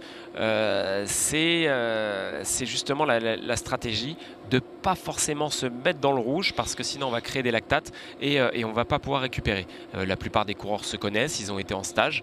Il y a Julien Bernard qui est présent dans ce peloton, qui rentre d'un défi où il a monté d'école. Il se connaît, il sait qu'en montant d'école, s'il va le monter à 500 watts dès le pied, il va se mettre dans le rouge, il va exploser. Et Mathieu Van Der Poel en difficulté, en tout cas légèrement décroché. On va peut-être pas non plus l'enterrer trop vite. Le néerlandais là qui est un petit peu loin, et vous le disiez, il s'emploie un peu plus qu'hier, ça monte plus parce que aussi il y a un gros train emmené par Louis Mentis, par James Piccoli, par également Geoffrey Bouchard, Guillaume Martin. On n'a pas parlé de Guillaume Martin, le leader de l'équipe Cofidis, avec Nicolas Hédé, les 2 grimpeurs de l'équipe Cofidis qui mènent un gros train, et Van Der Poel est distancé là. Alors là, à part Vermèche, effectivement, il y a un sacré groupe devant avec Julien Bernard, avec Tao Gegenhardt. Tao Gegenhardt, on l'a dit, gros moteur. Des coureurs qui sont capables de développer des watts et qui ont un rapport poids-puissance qui est très intéressant. Là, cette montée, elle était très courte, mais par contre, tout à l'heure, on va avoir du pourcentage bien plus élevé. Johan, est-ce qu'on peut rajouter que des Tao Gegenhardt, des Alexis Goujard, ces garçons, ce sont des très jeunes coureurs, alors par exemple qu'un Geraint Thomas, 33 ans, il a peut-être plus de mal à se mettre en route? Et c'est comme on disait tout à l'heure, hein, une course, moi je sais que pour ma part, je suis complètement diesel, et que je vais réussir à performer et à développer des records de puissance qui vont être bien supérieurs après 4 heures de vélo. Parce que certainement que j'ai un organisme qui me permet justement de développer ma pleine puissance dans le final des courses. Un coureur de classique. Exactement. Alors que là, on est vraiment sur un effort très intense. Vous êtes toujours. Oui. Moi, je l'ai dit au passé. Non. Vous l'êtes toujours. Mais c'est vrai que voilà. On vous a vu briller sur Milan-San Remo. En tout cas, vous aimez des courses comme Paris-Roubaix, comme le Tour des Flandres. Et là, c'est quasiment 7 heures de vélo. Hein. Ouais, c'est 7 heures de vélo. Ça alors que là, c'est 1 heure de vélo. Mais je pense que la plupart des coureurs inscrivent cette étape du Tour de France virtuel dans un programme d'entraînement. Et la plupart ont été roulés ce matin. On fait une sortie d'entraînement classique et profite de cet après-midi justement pour avoir un entraînement qui va être très intense. Alexis Goujard qui est en première position. Geraint Thomas, tiens justement, le revoilà, le Britannique qui est reparti à l'avant, 6,7 watts par kilo, avec Alexis Goujard juste dans sa roue. Voilà, il nous fait mentir, Geraint Thomas. Nicolas Hédé est aussi bien placé. On a vu également Simon Clark, Guillaume Martin très bien aussi pour l'équipe Cofidis. Là c'est Nicolas Hédé que vous voyez dans la roue de Geraint Thomas avec Alexis Goujard. Les Français sont bien là. Les Français sont pas mal, mais c'est vrai qu'à entendre ces noms dans votre bouche, Nicolas, ça donne un avant-goût du Tour de France et on a hâte de retrouver les coureurs dans un peu plus d'un mois et demi au départ du Tour de France. Mais c'est vrai que c'est sympa de voir ces coureurs qui se confrontent. Alors certes, ils sont chacun chez eux, mais il y a quand même une confrontation et elle est là. Et Geraint Thomas, ça n'en est pas moins un champion et on l'a vu hier, les coureurs de l'Auto Jumbo l'ont dit aussi. Nous, quand on prend le départ d'une course, et ben c'est pour la gagner et qu'elle soit virtuelle ou réelle. Et ben Geraint Thomas, il a envie de montrer qui c'est le patron. Bien sûr. Et Louis Mentis juste dans la roue, Freddy Ovett. Attention à Freddy Ovett qui était là aussi hier, qui a été l'un des grands animateurs de la course pour l'équipe Israel Startup Nation avec James Piccoli et cette équipe Israel Startup Nation qui a fait parler d'elle ces derniers jours parce que son patron Sylvain Adams a essayé de recruter Christopher Froome. Visiblement l'affaire ne va pas se faire, mais en tout cas elle aura des ambitions sur le prochain Tour de France. Pour la première fois une équipe israélienne sera au départ du Tour, elle qui a repris la licence de l'équipe Katusha. Et Michael Woods aussi qui est devant, lui qui a eu un grave accident, fracture du fémur. Il y a un peu plus de 4 mois. Là, comme on peut le voir, hein, Louis Menciès, on avait ces watts qui ne sont pas forcément très élevés comparés à ceux de Geraint Thomas, mais il faut faire, encore une fois, c'est les watts par kilo qui vont être intéressants parce que la puissance du cycliste, c'est quand il appuie sur les pédales, c'est la puissance qu'il doit fournir pour vaincre la résistance du vent. Et toutes les résistances qui s'opposent à lui, que ce soit le goudron, que ce soit l'air. En l'occurrence, là, on l'a pas. On est sur l'homme trainer. Donc, c'est vraiment ce rapport poids-puissance qui va déterminer que tel ou tel coureur est en tête de la course. Et Michael Woods, là, avec Geraint Thomas, Michael Woods, deuxième de Liège-Bastogne-Liège il y a 2 ans, qui est de retour après une fracture du fémur. Attention à lui. Et puis, on l'a dit, juste derrière, il y a Freddy Ovett, l'Australien de l'équipe Israel Startup Nation. Michael Woods, il y a une belle équipe aujourd'hui. Hein. Toutes les équipes ne jouent pas le jeu de la même façon, mais du côté Education First, entre Rigoberto Urán, Simon Clark, Michael Woods, il y a vraiment des grands noms. Alors Arkea Samsic avec Manu Hubert, on avait Mineiro Quintana, malheureusement on vous l'a dit, le Colombien n'est pas là. Toutes les équipes ne jouent pas le jeu de la même façon.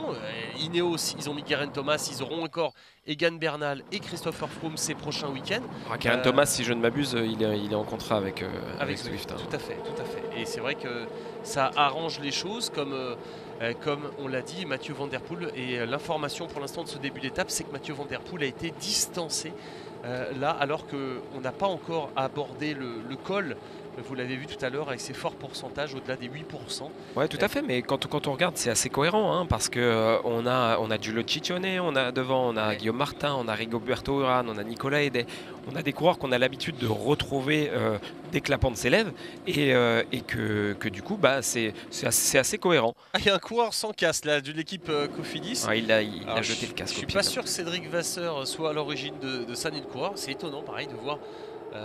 C'est un petit défaut, un petit bug de l'appli, alors que là Patrick Bévin, James Piccoli sont à l'avant, ça accélère. C'est plaisant aussi, Johan, il y a encore une vingtaine de coureurs à moins de 18 km de l'arrivée et on va arriver bientôt dans le dur. Nicolas Hédé, Goujard, les Français sont là, et Attila Walter. Alors je voulais présenter, attention à lui aussi. Ouais, c'est un des clients à suivre aujourd'hui. Mais après, on va être sur un pourcentage qui est assez élevé. Mais on a une partie, comme on l'a vu dans la descente, dans la course des féminines, on a une grande partie descendante. Hein. Oui, et avec Guillaume Martin. Alors là, c'est Alexis Goujard avec Oliver Nassen juste derrière. Regardez Oliver Nassen qui était là hier. Et on en profite du côté de l'équipe française pour mettre les panneaux publicitaires. C'est une bonne guerre. 512 watts pour Alexis Goujard, on le sait, hein, vous le savez très très bien, qui est un très très gros moteur, c'est une machine à rouler. Et Alexis, c'est une machine, et puis il grimpe bien aussi. Il passe partout, il fait un peu comme il a envie, Alexis. Il a monté sur le Tour de Romandie l'an dernier, devant. Ouais. Non, c'est un peu à l'image de Thomas De Gendt, un coureur qui est capable de faire de longues échappées, de développer énormément de watts. Et là, ce qui est intéressant, c'est que justement sur Alexis, qui donne tout ce qu'il a, puisqu'il est à plus de 500 watts. C'est un effort qui s'approche du lactique. Et comme on le voit, la puissance, c'est vraiment l'effort direct. L'effort qui fait instantanément, c'est la puissance qu'on mesure en watts.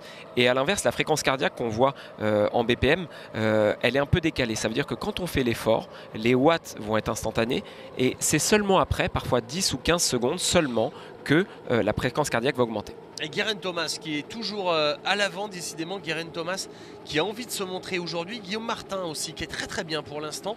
Il faut peut-être ne pas trop en faire avant les premiers pourcentages. Mais en tout cas là on voit vraiment, c'est toujours les mêmes coureurs. Hein, Guggenhardt qui est devant, Guillaume Martin.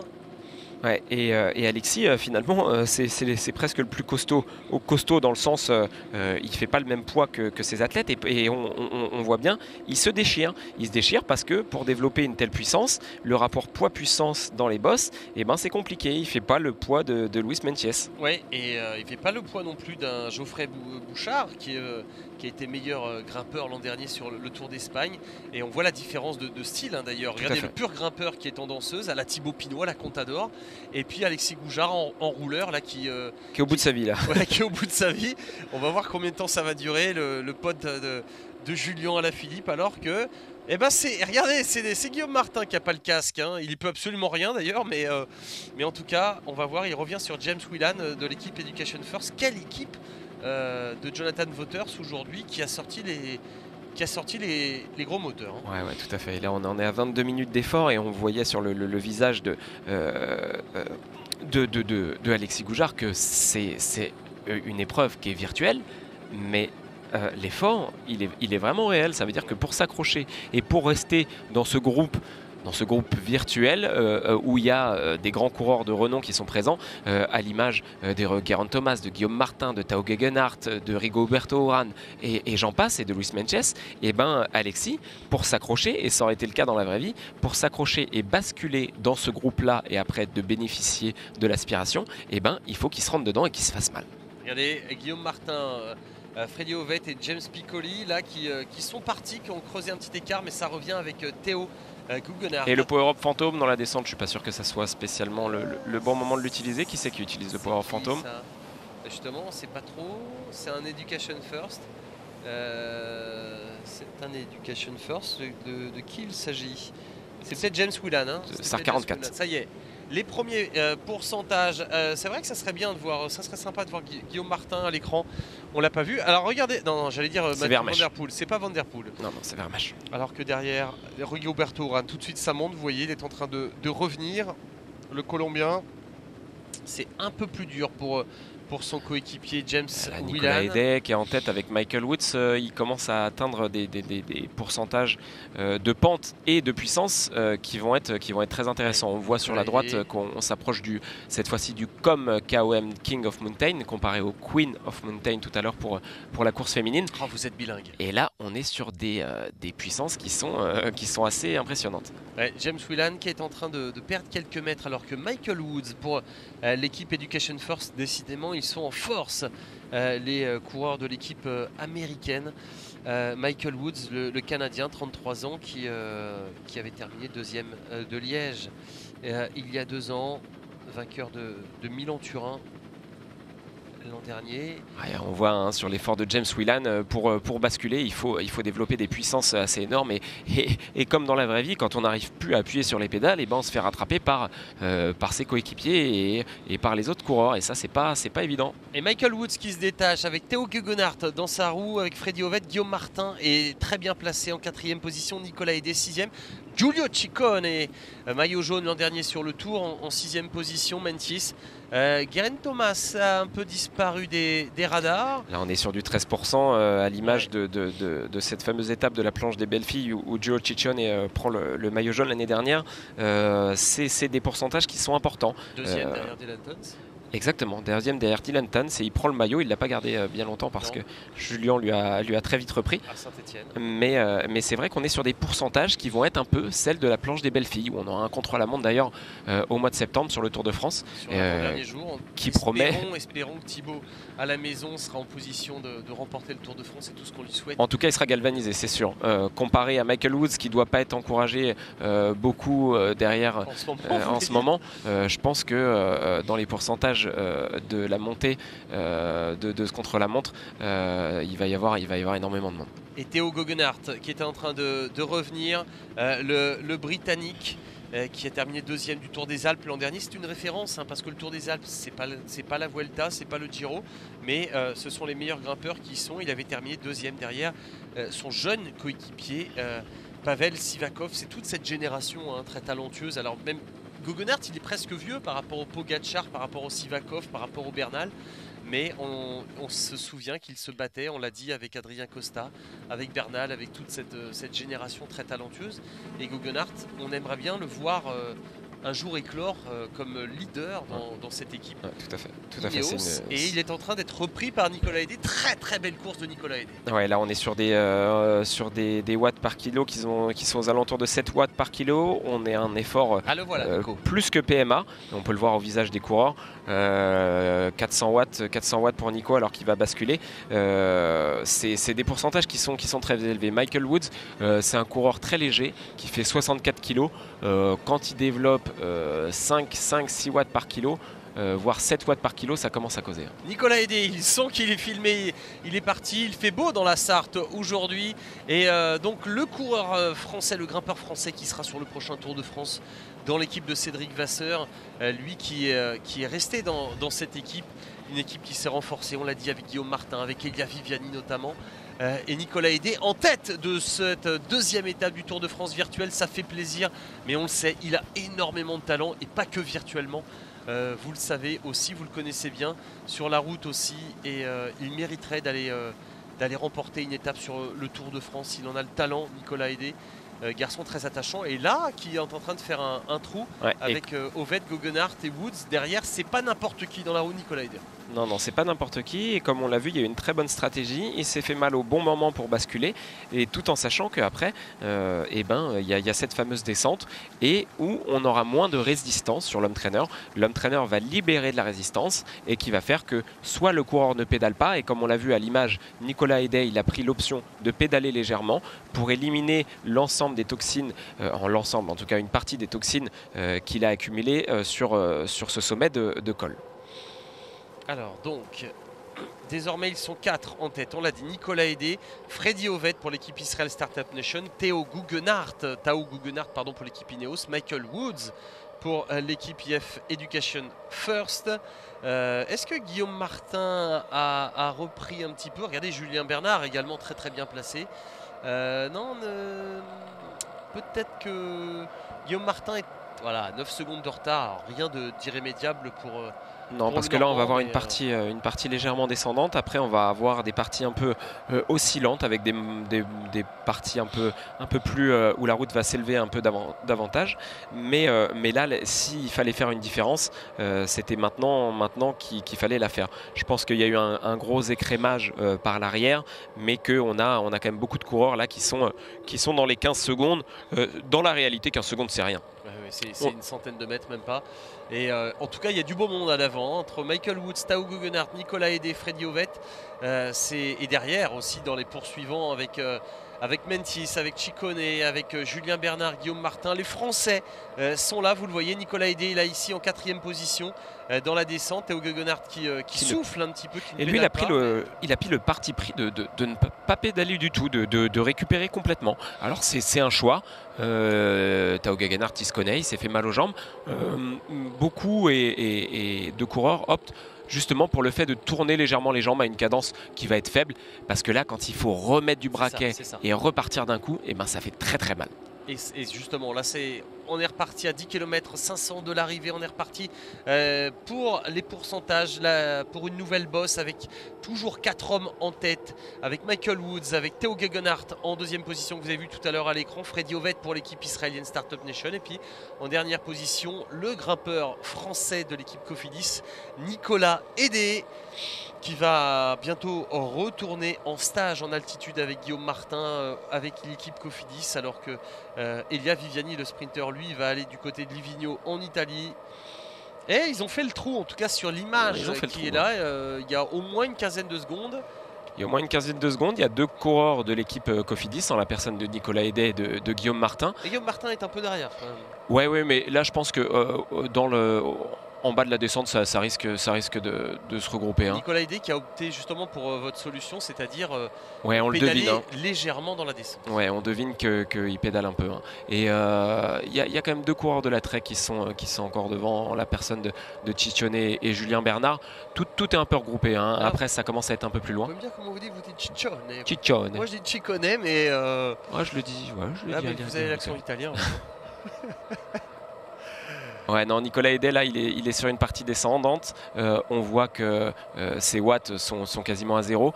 Il n'a pas la ceinture cardiaque, en tout cas, on n'a pas les informations sur son cœur, mais son cœur redescend petit à petit. Et en tout cas, regardez, il y a 6 secondes qui séparent ces 4 hommes ouais. à leur poursuivant. Ça devrait rentrer. Pour l'instant, on ne voit rien à l'image, mais on va voir comment ça revient. Mais là, c'est vrai qu'il y a des gros moteurs à l'avant. Des garçons comme Theo Gegenhardt, comme Michael Woods, Nicolas Hédé, ça roule très fort, mais c'est en train de revenir 5 secondes seulement sur Mentis, sur Magnon, sur Julien Bernard également. Beaucoup de suspense dans cette deuxième étape du Tour de France virtuel. Ça y est, on voit les poursuivants qui sont en train de revenir.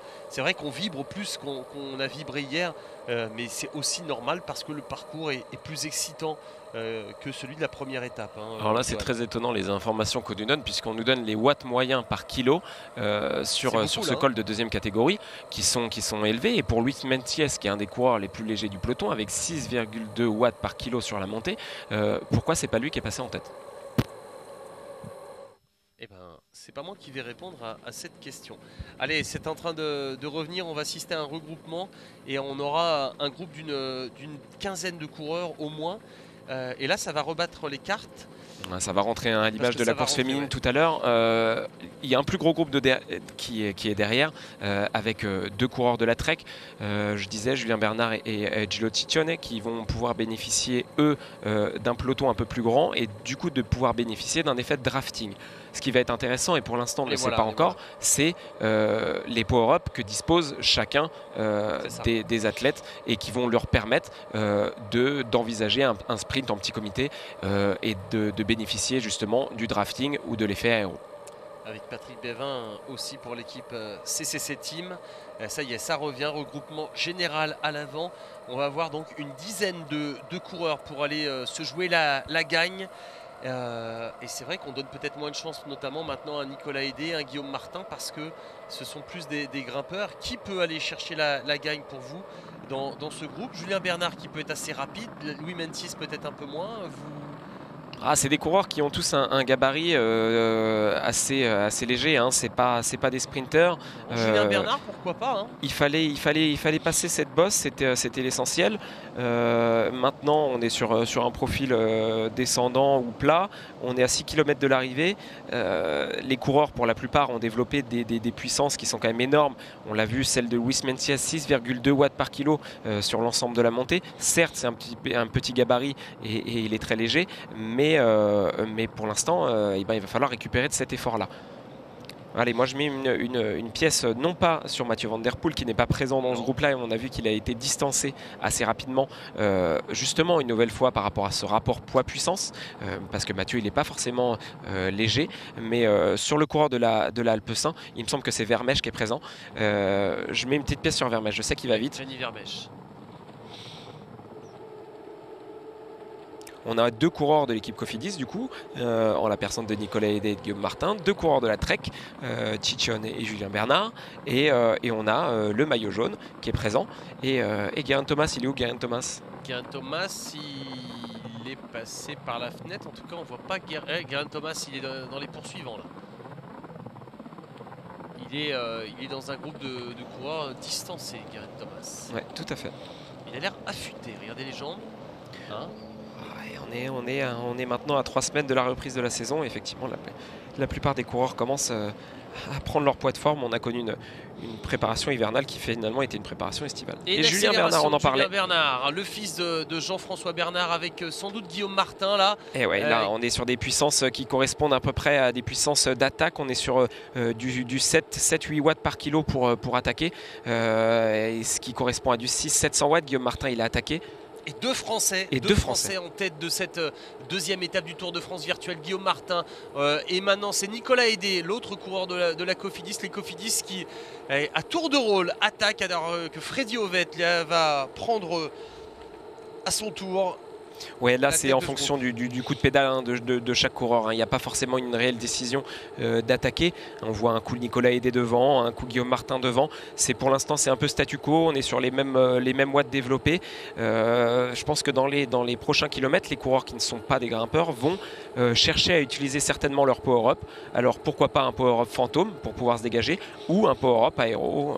Et on a deux Education First avec Rigoberto Urán d'Ossard 41 et Michael Woods d'Ossard 43. Attention à Michael Woods aussi qui a une bonne deux coureurs de vitesse. NTT. Et Rigoberto Urán aussi. On se souvient de l'arrivée à Chambéry après le Mont du Chat où il avait battu pour quelques millimètres Warren Barguil. On s'en souvient, Chambéry, Warren qui pensait avoir gagné, qui avait levé le bras, mais c'était Rigoberto Urán. Et Guillaume Martin à la maison en Normandie. Il doit être bien au frais. Regardez avec les pierres là. Guillaume Martin il est affûté aussi hein. On voit que pour poursuivre la cadence sur le plat c'est compliqué par rapport à dans la bosse. Il faut développer des intensités qui sont élevées. Là on va assister à un sprint en petit comité. Ce qui va être intéressant, c'est de savoir la manière dont les coureurs ont récupéré par rapport à cet effort qui était un effort assez intense. On l'a vu sur Alexis Lougoujard tout à l'heure. C'était très compliqué pour suivre. Il a dû se mettre dans un état vraiment au bout de ses forces. Voilà, là on a le power-up fantôme, ce petit fantôme qu'on voit. Il est utilisé au bon moment. On est à 3 km 5 de l'arrivée. C'est Rigoberto Urán, non? C'est Meintjes. C'est Meintjes, le maillot jaune, qui a utilisé l'attaque fantôme. Alors ça va. Alors ça suit. Qu'est-ce qui se passe? Alors certes ça suit, mais les coureurs, une fois qu'il a pris un avantage, pas forcément considérable, il bénéficie justement du fait de ne pas être pris dans son sillage par les autres coureurs. Parce que quand on est dans le sillage d'un coureur, on bénéficie de 30% à peu près d'aspiration. Quand on est dans un peloton, c'est beaucoup plus facile que être en tête, seul en tête ou être à l'avant du peloton. Pardon. Allez, il reste 3 km. On est dans le Money Time pour savoir qui va s'imposer. Ils sont une dizaine de coureurs avec notamment 4 Français. Nicolas Hédé, avec Guillaume Martin, avec Julien Bernard, 3 Français, pardon. Il y a également Tao Geoghenaert, il y a Gianni Vermeersch pour l'équipe Giant. Et là on est sur le plat, hein, mais attention, on est du 14 watts par kilo, du 15 watts par kilo. C'est des watts qui sont énormes, qu'on ne peut pas tenir très longtemps, qu'on peut tenir que simplement une dizaine, une quinzaine, une trentaine de secondes. Mais on est sur des watts impressionnants. Et alors pour l'instant c'est un peu statu quo. Et là sur les 2 derniers kilomètres, on va avoir une intensité qui va monter petit à petit. Alors là le petit tacos, ça correspond à quoi, Nicolas? Le petit, je vais vous dire ça tout de suite, le petit burrito, c'est l'échappée, ça empêche vos rivaux de prendre votre roue pendant une dizaine de secondes. Et ça, c'est une arme, qui l'a utilisée? C'était Geoghenaert. Il y a 2 coureurs qui ont utilisé cette arme-là, ce power-up là, et effectivement c'est un power-up qui pourrait être intéressant dans la vie. Et on parlait tout à l'heure de Urán qui s'est contenté de suivre. Parfois je pense que des coureurs comme Romain Bardet aimeraient bien utiliser ce power-up là dans la vie, et pour ne pas permettre aux autres coureurs de suivre leur sillage et de rester dans leur aspiration. On a vu également Stéphane Debaut, dont on a peu parlé pour l'équipe NTT. Ouais, donc il y a bien 2 coureurs pour l'équipe NTT. Vert. Allez, il reste 1 km 500 mètres seulement, alors que Geraint Thomas lui est distancé. Il ne jouera pas la victoire dans cette deuxième étape. Il reste 500 mètres avant la flamme rouge. Et Michael Woods qui attaque pour l'équipe Education Force. Ils sont 2 comme les coureurs de l'équipe Cofidis, comme aussi, on l'a dit, l'équipe Trek et NTT. Allez, pourquoi pas une victoire française avec Guillaume Martin, avec Nicolas Hédé ou Julien Bernard dans l'équipe Trek Segafredo. Ouais, là, on va assister à un sprint. Un sprint, à quoi ça correspond sur Home Trainer. Heureusement que les vélos sont bien attachés, comme on l'a montré tout à l'heure. Le moyeu arrière est fixé sur le Home Trainer. Il faut bien que ça soit fixé parce que là, je peux vous assurer qu'on va avoir des watts qui vont être développés, qui vont être impressionnants, malgré le fait que ça ne soit pas des grands sprinters qui soient à l'avant aujourd'hui. Hein. Allez, le dernier kilomètre, il reste à 900 mètres. On a vu Théo Gegenhardt en tête, Lou Mentis, regardez qui s'essuie avant sans doute de se mettre en danseuse et d'aller tout arracher pour pourquoi pas aller chercher une première victoire sur ce Tour de France virtuel. Michael Woods le plus rapide. Hein. Michael Woods sans doute en effet dans ce groupe de grimpeurs. Il n'y a pas de sprinter, ça se détache pas forcément, mais allez, on va voir. Regardez, c'est en train de lancer et là une attaque en power-up pour un coureur de l'équipe CCC. C'est Patrick Bévin. Patrick Bévin qui fait la différence à 300 mètres. Et à 13 watts par kilo. J'ai pas vu le power-up, mais en tout cas derrière ça ne suit pas. Il y a Freddy Ovett qui essaye de prendre avec Michael Woods. 269 mètres de l'arrivée. Et à mon avis, Patrick Bévin, c'est bien joué. Et attention, Freddy Ovett qui est en train de le déborder. Freddy Ovett pour l'équipe Israel Cycling.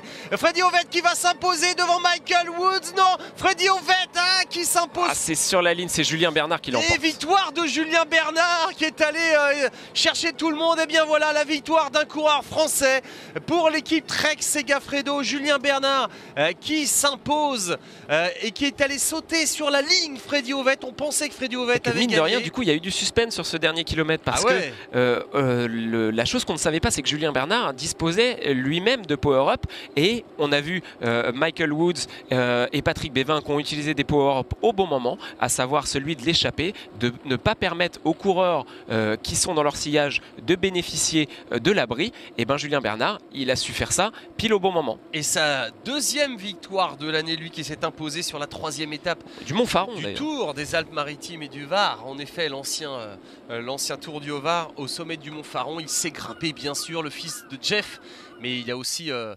forcément les bons chromosomes. Hein. Jean-François Bernard, vainqueur au sommet du Mont Ventoux, on s'en souvient en 87. Et là, il est allé en roublard. Ouais, on le voit, hein. il était dans des ordres d'intensité qui étaient... Parce que là, on a l'impression que c'est Freddy Ovett qui passe. Hein. Ouais, ça se joue à rien du tout, à mon avis. Mais... l'image, elle est perfectible.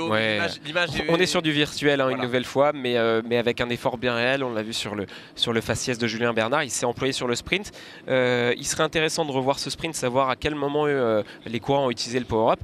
On pensait avoir Patrick Bévin gagner cette deuxième étape du Tour de France virtuel en utilisant ce fameux power-up échappé, mais Julien Bernard a fait d'une victoire...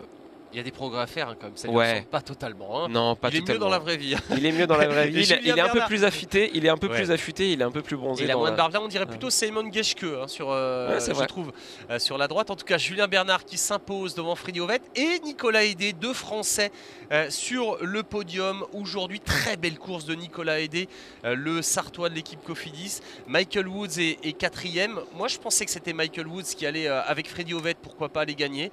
Et très très belle victoire de Julien Bernard. C'est chouette de voir Julien qui est un garçon attachant et talentueux, parce que c'est vrai aussi d'être le fils d'eux, c'est toujours compliqué, on le compare toujours à son père, mais c'est un garçon pour aller gagner au Montfaron. C'est un coéquipier exemplaire. C'est surtout un coéquipier exemplaire et qui n'a pas forcément toujours l'opportunité d'aller remporter une course, et quand il a l'opportunité, il le fait, donc c'est quelque chose d'extraordinaire. On parlait tout à l'heure, l'équipe qui remporte aujourd'hui l'étape met 50 points, donc là il y a 2 coureurs de l'équipe de Trek Segafredo en la personne de Julien Bernard et de Giulio Ciccone qui ont mis des points et qui sont dans les 10 premiers, donc ils vont prendre la tête certainement, ça dépend où Luis Meintjes se trouve dans le classement, mais ça serait intéressant d'avoir justement, parce qu'on parle souvent dans les courses à étapes d'un vainqueur de grand tour. Alors c'est Geraint Thomas, le vainqueur du tour, c'est Egan Bernal, le vainqueur du tour, mais c'est surtout une équipe de vélo, c'est une équipe et chaque maillon de la chaîne est important. Julien Bernard fait partie de cette équipe Trek Segafredo où Nibali sera leader sur le Tour d'Italie avec Julien Bernard. Ouais, tout à fait. Et du coup chaque maillon est important. C'est pour ça que cette idée d'avoir un maillot qui appartient à une équipe et non pas à un coureur, et je la trouve assez intéressante. En tout cas, donc Très très belle course aujourd'hui à 5,4 watts de moyenne pour Julien Bernard, mais en tout cas Julien Bernard très opportuniste, qui a utilisé un power up. Il faudrait qu'on lui demande, je ne sais pas lequel il a utilisé dans ce sprint final, mais il allait chercher en tout cas Freddy Ovett, qui allait offrir la victoire à Israel Cycling, Israel Startup Nation. Mais Julien Bernard est allé sprinter. On l'a dit aussi, un garçon rapide dans ce genre de petits d'arrivée en petit comité. J'étais en train de calculer les 5,4 watts par kilo de moyenne. Julien Bernard, il fait une soixantaine de kilos. Il a l'air affûté. Il sort d'un road trip dans les Alpes. Ça fait quand même 324 watts sur quasiment une heure. C'est un effort qui est assez intense, sachant que c'est des watts moyennes et que sur une bonne partie d'ailleurs de cette épreuve, les coureurs ne pédalaient pas. Donc en fait c'est des watts qui sont bien plus élevés. Si on enlève, si on fait une moyenne pondérée sans les zéros, on est à des moyennes qui s'approchent, à mon avis, on demandera à Julien, mais proche des 360-370 watts. Et c'est assez énorme pour un poids de 60 kg. Ouais, et Trek Segafredo qui inscrit 85 points dans cette course, et on va avoir sans doute l'interview de Julien. Alors, je peux faire la traduction là, si vous voulez, anglais Nicolas. sans doute. Je vais vous laisser faire la traduction. Alors là, je vous prends au mot et vous le connaissez bien, donc je vais vous laisser traduire votre pote. Allez, Julien Bernard. Oui, il est beaucoup plus affûté que son emoji, son avatar, pardon. Congratulations on a Alors wonderful Julien, victory in the félicitations. Stage 2 of the Virtual Tour de Vous venez de France. remporter la deuxième étape du tour virtuel du Tour de France après un super sprint. Quel power-up vous avez utilisé? Quelle aide? Je pense que c'est vraiment très très serré. Je ne pensais pas pouvoir remporter l'étape. J'ai commencé mon sprint très très tard. Mais j'étais capable de dépasser mes concurrents vraiment jusque sur la ligne. Vous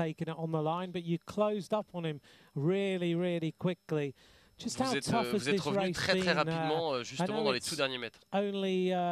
A few kilometers really in terms of what you're used to in the Tour de France, but just give us as fans a comparison of how hard you have to push on this race. Expliquez à quel point vous avez dû appuyer sur les pédales. Ça a été un départ vraiment très très rapide. On était directement dans la montagne et j'étais tout de suite dans mes limites. J'ai fait l'effort pour revenir avec mon groupe sur la tête.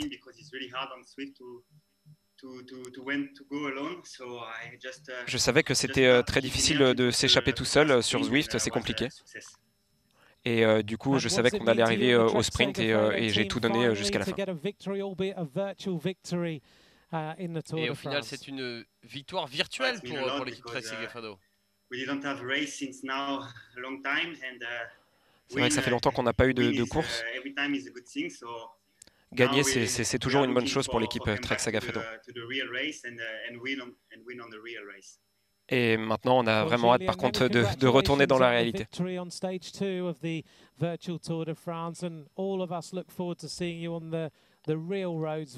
on espère tous, en tout cas, bien sûr, vous revoir sur les vraies courses.